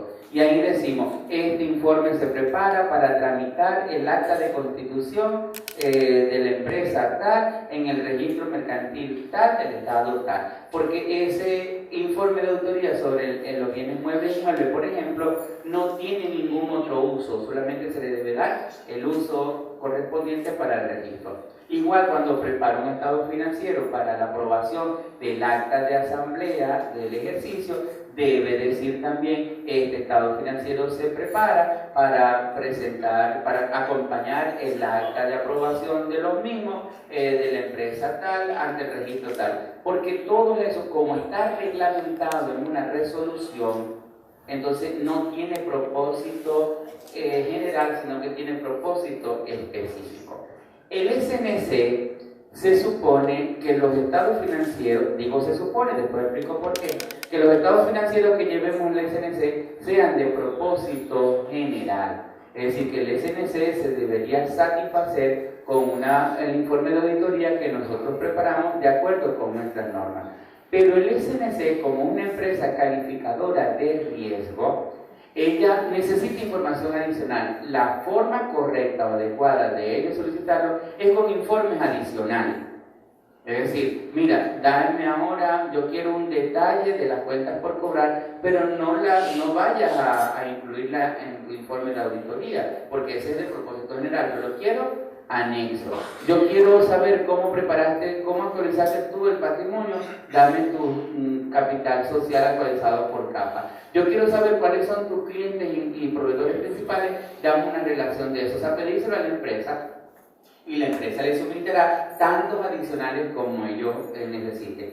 Pero el SNC ha establecido que toda esa información adicional que ellos piden, que no estamos obligados a incluirlo dentro de las notas de auditoría, porque las notas de auditoría, recuerden que la información, cada norma nos dice qué información vamos a revelar. Entonces nosotros no estamos, por norma no estamos obligados a eso, pero ellos nos dicen que tenemos que incluirlo dentro de ese informe. Entonces ese informe ya deja de ser de propósito general y pasa a ser un informe de propósito específico. Entonces, en el dictamen colocaremos usuarios previstos. Este dictamen de auditoría es único y exclusivamente para tramitar la incorporación de la data en el Servicio Nacional de Contrataciones y no va a tener ningún otro efecto. ¿Y eso por qué? Porque claro, si ellos tienen la necesidad y ellos tienen el poder de decidir si te aceptan o no, entonces no hay de otra manera sino nosotros ponernos y vamos a ver, lo que tú me estás pidiendo lo puedo dar sin violar alguna ley, sí, bueno, lo hago, te lo entrego y digo que es solamente para ti, porque no necesito que otras personas sepan esos detalles que tú me estás pidiendo.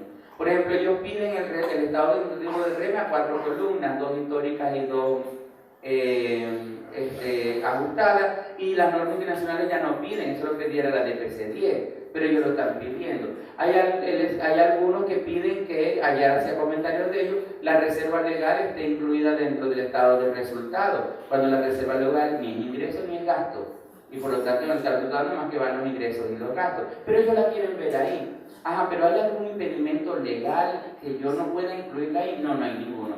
Yo le incluyo, pero en la nota de la base de pretensión digo, mire, estoy violando todo lo que son los principios de ingresos y costos, porque esto me lo está pidiendo de esa manera, y si él lo quiere así, y yo se lo puedo entregar. Igual pasa cuando un banco me pide un un balance de comprobación, pero lo quiere bajo la figura del balance general, no lo quiere todas las listas, sino que lo quiere activo, corriente, no corriente, lo demás, ¿y eso por qué lo piden ellos? Porque ese banco, su programa de análisis para el crédito, lo tiene configurado de esa data. Entonces, a ver, ¿qué impedimento legal tenemos de poder preparar eso? Ninguno. Bueno, se lo preparamos, pero esto no es más que para el banco tal, para el banco provincial, para el banco bicentenario, para el banco Banesco, para que no pueda ser utilizado para otros fines, porque para otros fines decididamente no debe servir. Entonces, la solución que tenemos es coloquemos que es de uso previsto. En el SAREN no tenemos problema, porque todos los informes para el SAREN son de uso previsto. Los informes que se lleva al SAREN no pueden ser utilizados para otra cosa, sino para registrar las actas, porque ahí hay información que se está pidiendo solamente para eso. No se está pidiendo, nadie va a pedirnos más nada sobre el inventario de bienes muebles e inmuebles, porque lo que nos van a pedir los otros usuarios, por ejemplo los bancos o el mismo SNC, es el informe de auditoría del primer ejercicio, ¿cierto? Del primer ejercicio, pero nadie nos va a pedir el informe para ver si te dejo registrar en el SAREN, ¿no? Eso es lo único que lo va a pedir el SAREN. O sea, más nadie va a pedir. Entonces, ese inventario no puede servir para otra cosa. No puede servir para darle garantías en el banco, porque ni siquiera, en ese informe ni siquiera es propiedad de la empresa, es propiedad porque todavía la propiedad de la transferencia de la propiedad no se ha efectuado, hasta tanto el SAREN no nos haga el registro de la empresa, no hacemos la transferencia. Entonces, la solución que tenemos es informe de propósito específico. Igual es, el SNC hubo un momento que decía, estaban derogadas, porque las DPC estuvieron derogadas desde el 2011. Y en el 2011 y en el 2012, el SAREN nos pedía un estado financiero bajo DPC. No, que tiene que tenerlo bajo DPC. Mira, pero que está derogada. No importa, yo lo quiero bajo DPC. Bueno, aquí lo tiene bajo DPC porque no hay un impedimento legal. Pero en el informe yo digo, esto está preparado de acuerdo a DPC. Las DPC están derogadas desde el 2011, pero el SAREN, el SNC me lo pidió y ahí lo tiene, porque a lo mejor su forma de analizar mi crédito lo tiene bajo ese esquema y no bajo el esquema de normas internacionales. Entonces, digamos, ellos tenían un impedimento también que era de tipo legal. Ellos no podían exigirlo en BENI porque legalmente ellos tenían que seguir instrucciones. ¿Dónde se están amparando ellos ahora para colocarlo en BENI? En la resolución 19. Dicen, no, si el SAREN ya los pide 19, BENI, yo les voy a pedir BENI. Tengo un instrumento legal que me permite exigirlo en BENI. En cambio, ellos no tenían ese instrumento anteriormente.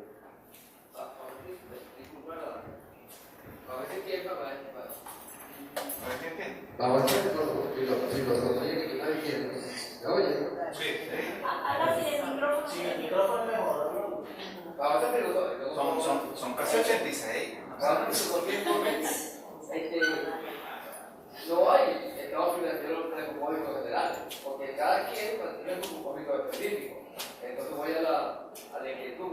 ¿Cuál le presentaremos a la Junta Directiva para que apruebe los estados financieros para repartir ingresos? Porque además tenemos uno que es para el fisco, que es para pagar impuestos. Entonces nosotros que le vamos a presentar al empresario.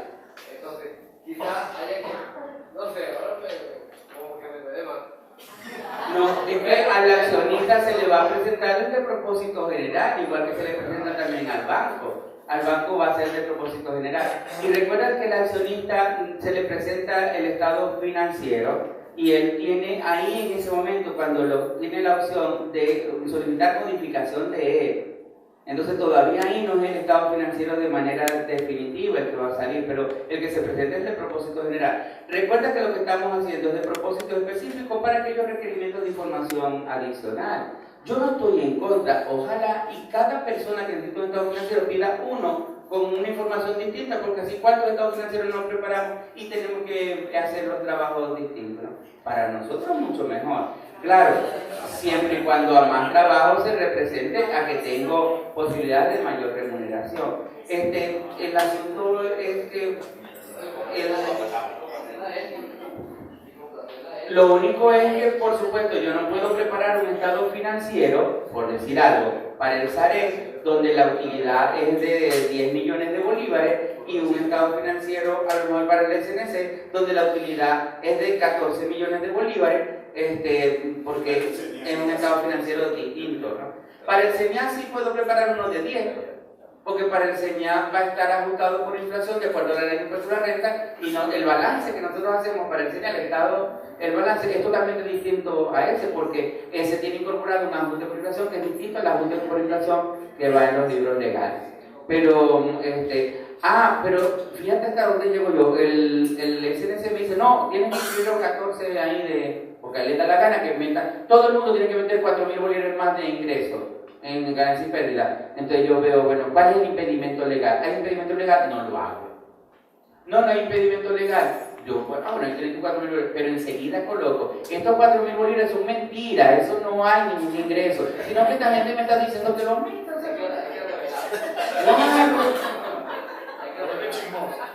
claro, porque ¿qué vamos a hacer? Si no lo hace, ¿qué ocurre? Viene y le detienen el proceso de contratación a la persona. Entonces yo lo que hago es que digo, mira, esto es mentira, esto no existe, pero él quiere que lo coloque ahí. Buenas tardes. ¿Se escucha?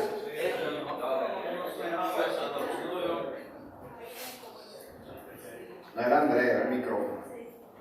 Bien, yo creo que este cuaderno es un instrumento muy importante y un paso bastante importante que ha dado el gremio, ¿no? Y yo creo que esta es la apertura en una relación, mesa de trabajo permanente que debemos de tener tres sectores que intervenimos en este proceso. Uno es el SAREN, el otro es el empresariado y el otro es lo que maneja la parte técnica en esa relación entre empresariado y SAREN. El asunto es el siguiente. Yo pensé que tú ibas a mostrar un poco, abuelo de pájaro, en lo que era el cuaderno, pero está bastante interesante, bien completo, con muchos modelos, y yo creo que esa es una cosa, este es un primer paso, pero hay un segundo paso que se complica por la experiencia, que es la aplicación práctica de ello, en el sentido de que van a estar las personas tratando de registrar algo, el SAREN tal vez le va a decir, mira, esto es así, y yo me imagino que ya se le presenta cualquier cantidad de personas que dicen, no, eso no es así, eso es asado, y creo que la relación, ese triángulo gremio empresarial, SAREN y gremio de contadores públicos va a solucionar ese problema, porque SAREN va a tener una mesa técnica permanente que le va a decir, mire señor, y ese por aquí, esto me lo dio el Colegio de Contadores Públicos. ¿De Contadores Públicos? Sí, bueno, vaya ya al Colegio de Contadores Públicos. Yo me imagino que, así están los cuadros, yo me imagino que nosotros, y es una idea, tratar de implementar una mesa de trabajo, digamos, en caliente para poder solucionar lo que es la aplicación práctica de esto. Además de que, me imagino que tal vez a lo mejor los revisores en el SAREN tengan que contar un poco más con nosotros en cuanto a esta información técnica, que podemos realizar algún tipo o diseñar algún tipo de instrucción práctica de todas estas situaciones para manejarlo con mayor propiedad, o a través de la sala técnica. Nosotros estamos creando la sala técnica, que es parte de orientación, de verificación de cumplimiento de normas. Pero lo que quiero decir es lo siguiente, para que no se pierda este esfuerzo en simplemente información, dejar institucionalizado la relación, ese triángulo, para que el proceso no se entrabe y que, bueno, todo el que se meta en este proceso ya tenga a qué atenerse, a qué organismo ir para instruirse mutuamente en todos los aspectos técnicos que tengan Lo importante es que cuando surja esa discusión y se lleguen a algunos elementos que nos parecen importantes, nos los hagan llegar para nosotros poderlos incluir, porque por eso se llama cuaderno. En un cuaderno uno apunta todas las cosas que se le van ocurriendo, ¿verdad? Entonces todo lo que vaya saliendo, ustedes nos lo hacen llegar y lo vamos incluyendo ahí, y enseguida las personas empiezan a comentar al respecto. Porque, como les dije, ahorita nosotros estamos en un proceso de transición. Estamos haciendo un cambio de un enfoque, de unos informes que teníamos desde el año 1973 haciéndolos igualitos. O sea, desde el 73 nos estamos haciendo los mismos informes y ahora los cambiamos. Eso pega. Es resistencia. A nosotros, yo digo a nosotros como contadores. No, y a nosotros los jóvenes también. Entonces, porque todo cambio de una u otra manera pega. Adicional a eso, también hay un cambio en los requerimientos de la resolución. porque los requerimientos que están en la resolución 019 no eran los acostumbrados, sí muchos son iguales, pero otros tuvieron un cambio, entonces eso también ya es también para el registrador un elemento. Y si a eso le aunamos de una u otra manera las debilidades que son evidentes en lo que es, digamos, nuestra formación académica, sin ánimo de echarle la culpa a las universidades, porque vamos a hablar de que es un problema a nivel integral, bueno, entonces es un poco más difícil. Pero ahí va a haber el conflicto. Yo voy a llevar a Bolívar mis estados financieros y ahí voy a conseguir una persona que va a tener una interpretación del artículo a lo mejor que no es la que yo estoy haciendo. Entonces, pero tenemos ahorita la oportunidad, bueno, vamos a ver a qué acuerdo han llegado hasta los momentos. Entonces, bueno, ahí veremos, no, para allá, para acá, bueno, vamos a escribir y no es así. Y entonces empezamos la discusión, porque lo que quiero dejar claro es que su trabajo y nuestro trabajo. Entonces, como somos dos trabajadores, feliz día al trabajador de ayer, entonces vamos a ponernos de acuerdo cómo podemos nosotros resolver desde nuestro trabajo los problemas que se le están presentando a los registradores en su trabajo. Y entonces, con el SNC vamos a hacer lo mismo. O sea, con el SNC vamos a abrir nuestro cuaderno del SNC y a empezar a reunirnos con ellos, pero que quede en una parte lo escrito, porque ¿cuántas reuniones no hemos hecho con el SNC nosotros, como colegio y como federación? Pero como nos cambiamos nosotros, porque cada 2 años tenemos nuevas juntas directivas, y los cambian a ellos, porque también cada tiempo hacen una rotación, lo que se quedó pactado en aquella vez ya no tiene vigencia en este. Entonces, la idea del cuaderno es que de una u otra manera vaya quedando por escrito en un instrumento algo que haya acordado y que ojalá y los que vamos entrando lo utilicemos como referencia al menos, no como, porque no es una norma. Ese cuaderno no es una norma, ese cuaderno no es nada, sino sencillamente, mire, esto es lo que nosotros creemos, así, o sea, que responde a lo que ustedes están solicitando y allá nos dice, y esto es lo que estamos solicitando. Entonces, bueno, pues ahí vamos escribiendo y vamos a tener también el cuaderno para las entidades financieras, porque cada banco pide una cosa que no sabemos distinguirla, qué es lo que quiere el uno y qué es lo que quiere el otro. Unos hablan de balance de corte, no sé, balance clasificado, no sé tampoco, flujo de caja proyectado. Hay unos que dicen certificación de ingresos, y decimos, no, nosotros hacemos revisión, no, pero yo quiero certificación.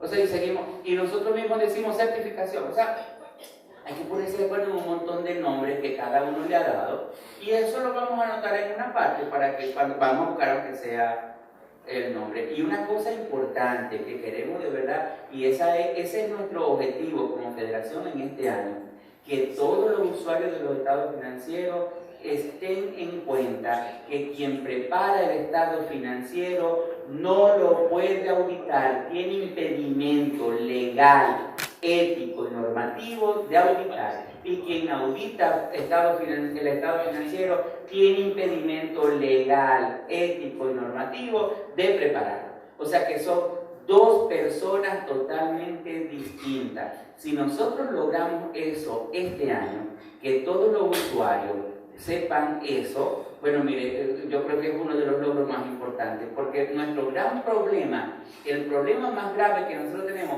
es que como esos dos personajes están unidos en uno, en la mayoría, entonces por supuesto que todo eso está mal, porque ¿cómo yo voy a conseguir algunos aspectos inadecuados en algo que yo mismo hice?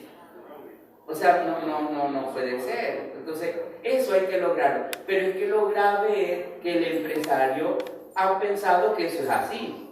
Lo grave es que los organismos se han acostumbrado a que eso es así. Y lo más grave es que nuestro recién graduado creen que eso es así. ¿Por qué creen que eso es así? Porque no hay una diferenciación, porque la diferenciación es ética, la diferenciación es objetividad, la diferenciación es norma, y sobre eso no discutimos, sino que esencialmente nos hemos colocado en un solo lado y no nos importa lo que pase con nosotros. Entonces, si eso lo logramos, nosotros tenemos que lograr, miren, no somos dos, que el empresario sepa que somos dos, y no es sino garantía para el empresario, porque no es para garantía para nosotros. Que el organismo entienda que somos dos, es porque también es garantía para el organismo, no garantía para nosotros. Bueno, la doctora quiere participar. Bienvenida. Buenas tardes a todos. Soy la registradora mercantil de Ciudad Bolívar, la número 2. Aquí está un compañero representante del registro mercantil por Puerto Ordaz.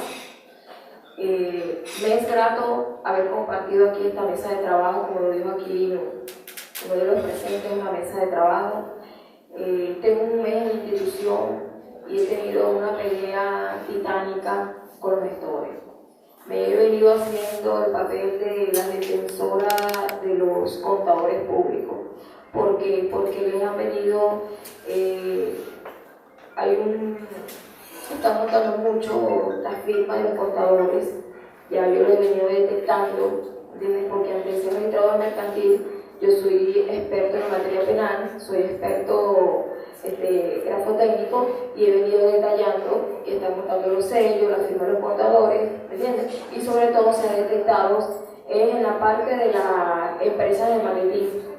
Una de las formas que estamos atacando ahorita, que estamos combatiendo, tanto los dos registros, porque los dos registros estamos haciendo una tarea titánica. El de Bolívar, tanto como el de Puerto Ordaz. Tenemos un manual que se implementó el 14 de febrero, y lo estamos, de enero, y lo estamos implementando. Los dos fuimos ingresados nuevos en la nómina del Salén y nos dieron unas directrices claras, adaptarnos al manual. Y eso es lo que estamos haciendo, respetando. Voy a convocar una reunión con el gremio de empresarios porque me han llegado por allá muchas quejas. Doctora, que tienen las empresas paradas, tienen los documentos, el banco me está apurando, necesito que me saque rápido las actas de asamblea que presente los estados financieros. No es que yo los tenga parados, es que los contadores, los que los están llevando por allá, son gestores y no están haciendo el trabajo como se debe ser. Las puertas del registro están abiertas. Importante que los registradores vamos a hacer una mesa de trabajo con el sector empresarial en ayudarlos a que todo salga bien. No es que el registro esté parando los trabajos, porque lo hemos detectado las fallas que hay. Las fallas son muchas fallas y hemos venido poco a poco, yo he ido adaptando, he ido corrigiendo y en muchos casos me ha tocado buscar la vuelta.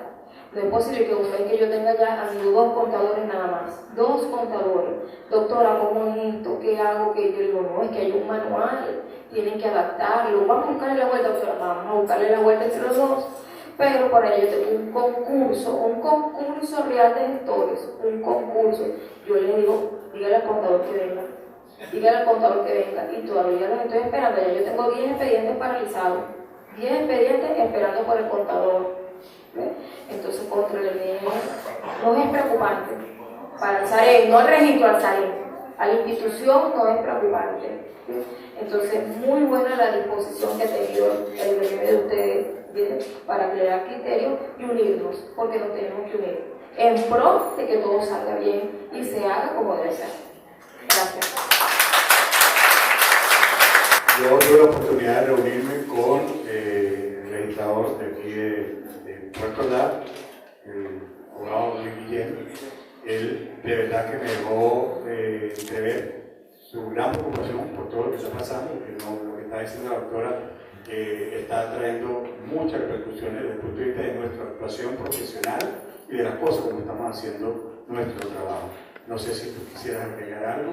Bueno, Él está en representación del doctor.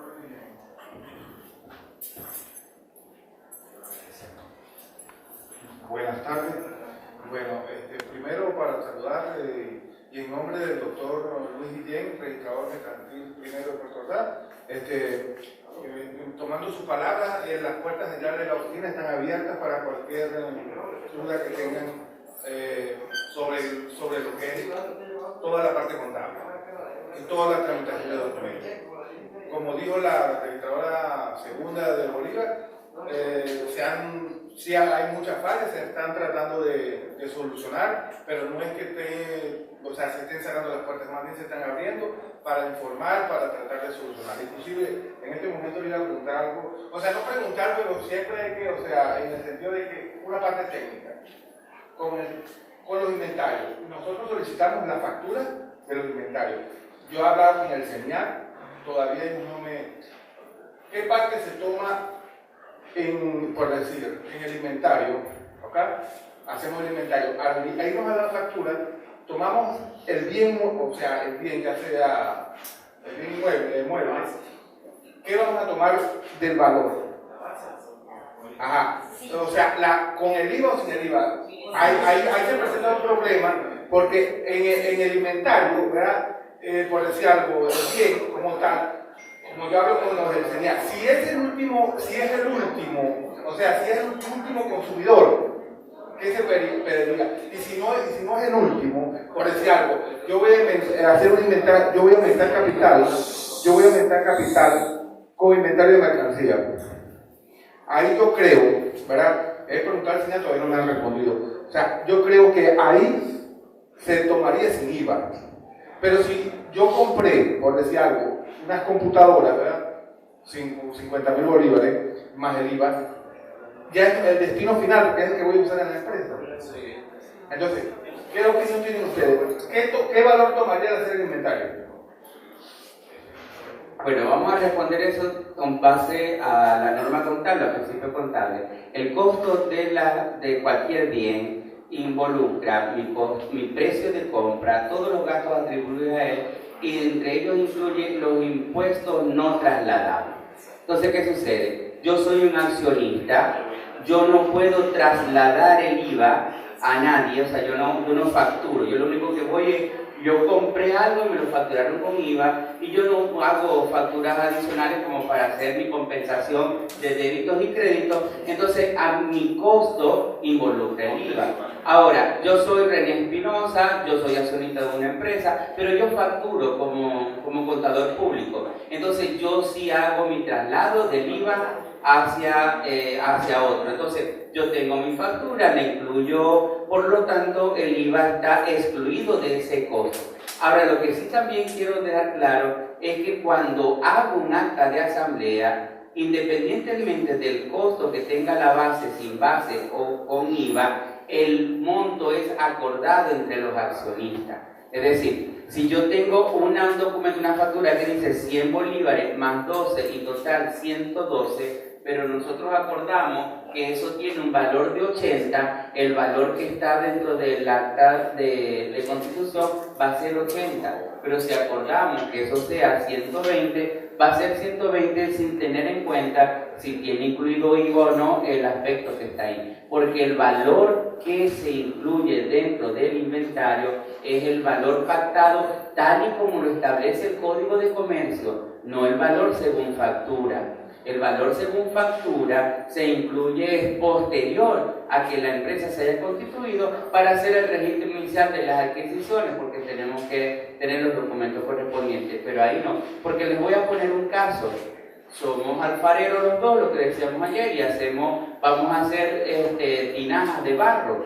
En las tinajas de barro necesitamos un torno y, bueno, coloca tú un motor de lavadora, yo coloco unas poleas y demás aquello, y eso es un bien mueble que pasa a ser propiedad, planta y equipo para nosotros. Cuando constituimos decimos, eso tiene un valor de X cantidad de bolívares y no tenemos factura. Claro, tenemos que buscar la documentación de propiedad, por eso insisto, y la resolución es muy clara, la resolución dice propiedad y existencia, y no se involucra valor porque respeta el valor pactado entre los socios. Si cuando el registrador mercantil ve y dice, ya va un momento, si esto lo compraron ayer, en el documento y se lo compraron ayer, y dice 12, y ellos lo colocaron en 1200, lo pactaron, el registrador mercantil tiene la opción de rechazarlo, porque se supone que hay una sobrevaloración con respecto a ello. Pero en la constitución inicial no hay el valor en función de la factura. Pasa en la inicial y pasa para los aumentos. Se puede aumentar con inventario. Sí, pero igual, son pactados también. Tienen que ser pactados. Tenemos que como que ver el valor también de la claro. Entonces, es que insisto, tú ves la factura y no lo ves razonable, lo rechazas, porque desde tu criterio no es razonable. Pero lo que no se puede tomar es como regla que va o no con IVA, porque fíjate que te dije, depende, tendrías que preguntarle a él, mire, usted puede trasladar el IVA.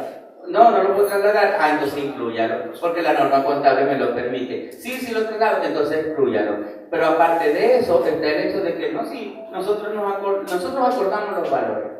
Eso, y pueden ser valores incluso de mercado, porque imagínate que yo compré lo que compré. Yo lo compré en el año 2010 y ahora es que y yo lo voy a aportar. Entonces el valor de factura no va a ser el valor pactado, porque lo que yo compré en el 2010 no tiene un valor, así se haya depreciado, no tiene un valor igualito que en el 2010, tiene un valor distinto. Vamos a ponerlo más con los vehículos. Yo compré un vehículo en el 2010. Tiene 11, 12, 13, tiene 3 años y ahorita estoy seguro que el valor que pactemos va a estar por encima del valor que está en la factura. Si esté usado, es más que yo, ¿no? Pero ahí es donde el registrador, y es que es la única persona que puede, en ese proceso, la única persona que puede decir, no, ese vehículo yo no te lo acerco de esa manera porque nosotros entonces tenemos que hacer valer nuestro derecho en función de eso y se empezarán a hacer las conversaciones con ustedes y veremos a qué llegamos, ¿no? Pero por documentos propiamente porque es la aplicación como tal, o sea, la aplicación como eso, y les digo, y es el Código de Comercio que dice los valores que se acuerdan. Todos los días sale algo distinto. Entonces, ahí es como, por eso que es bueno lo que las mesas de trabajo, porque usted dice, mira, a mí me pasa esto, ¿qué haría en este caso? Esa consulta. Sí, es que por eso la mesa está ya instalada, y la cosa donde anotamos es ahí. Entonces ustedes, porque tenemos que buscar, nosotros que le buscamos la explicación desde el punto de vista de la norma técnica que nos rige. Claro, por eso le pregunté. Entonces, el inventario, si es trasladable, no va. El IVA, si no es trasladable, sí va. Pero insisto que puede estar distinto a cualquiera de los dos valores porque pudimos haber trabajado con un valor por encima o por debajo de él. Claro, cuando lo damos por debajo, lo damos como que, bueno, si está por debajo debe estar bien. Nuestro problema es cuando está por encima, porque estamos llevando un activo, pero ahí es donde la garantía la debe dar pero la da al final del ejercicio. La da el auditor o el comisario, donde él tiene que verificar que esos valores estén en el mercado, que no estén fuera del mercado. O que la resolución 19, una de las características que pudiera haber incluido sería la valoración. En tal caso no lo podemos hacer nosotros como contadores, sino que tendría que ser un perito. Porque nosotros podemos decir si está por encima o por debajo del valor de mercado cuando ya tenemos el valor de mercado. Pero nosotros no determinamos como auditores, no determinamos el valor de mercado, sino que nos basamos en el valor de mercado determinado por otro. Es más, que el registrador mercantil puede exigir hasta la intervención de un perito, porque está en su potestad, o sea, es el único. Eso lo tienen ustedes en sus manos, nosotros no lo podemos hacer. La razonabilidad del monto. No, claro, porque pasa que también quería la parte técnica para estar. Si se es trasladable, se excluye el costo. Si no es trasladable, sí. Muchas gracias. Así como vieron la mesa está servida. Tenemos una conferencia de almuerzo. Vamos a aprovechar entonces de pasar al comedor y ahí aprovechamos de ir compartiendo todos los demás puntos que vamos a tener. Muy agradecido, Tomás, muchas gracias por venir. Vamos a sentarte a la mesa para que conversemos.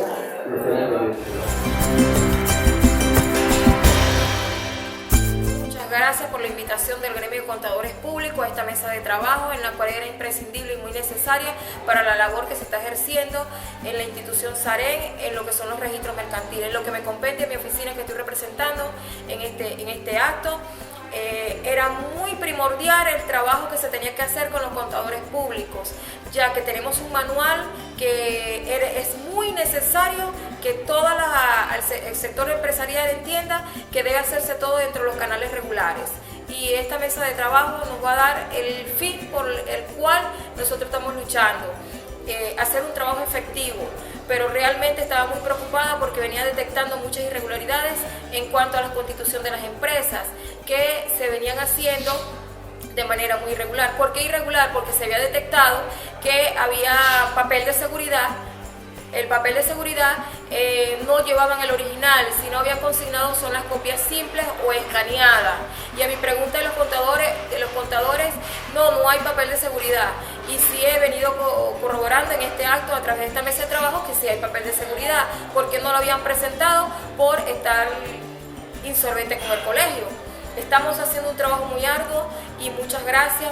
Esto era necesario hacer esta mesa de trabajo con el Colegio de Contadores para poder lograr lo que está establecido en el manual, un trabajo eficiente y de la mano con ese colegio. Estamos en presencia aquí como una invitación que nos ha hecho el presidente del Estado, el licenciado Jairo, en este pequeño taller con los representantes del SAREN para así establecer algunas mesas de trabajo para coordinar todo lo que compete a la resolución 019. Esto ha sido un éxito porque ya tenemos papel de trabajo para ejecutarlo y lograr pues sanear todas aquellas dificultades que han tenido no solamente los contadores públicos sino también los empresarios para poder registrar sus diferentes documentos como está exigiendo la resolución 019. Esto es muy importante, hacemos un llamado a todos los colegas para que participen en esta labor ardua, como también respaldamos a todos los empresarios, a las cámaras correspondientes, que tienen en nosotros, los contadores públicos, un amigo, un profesional que está presto y con conocimiento suficiente para realizar el trabajo que necesitan para que toda su documentación que sean requeridas por el SAREN sean de acuerdo a esta norma. Muchas gracias y hasta luego.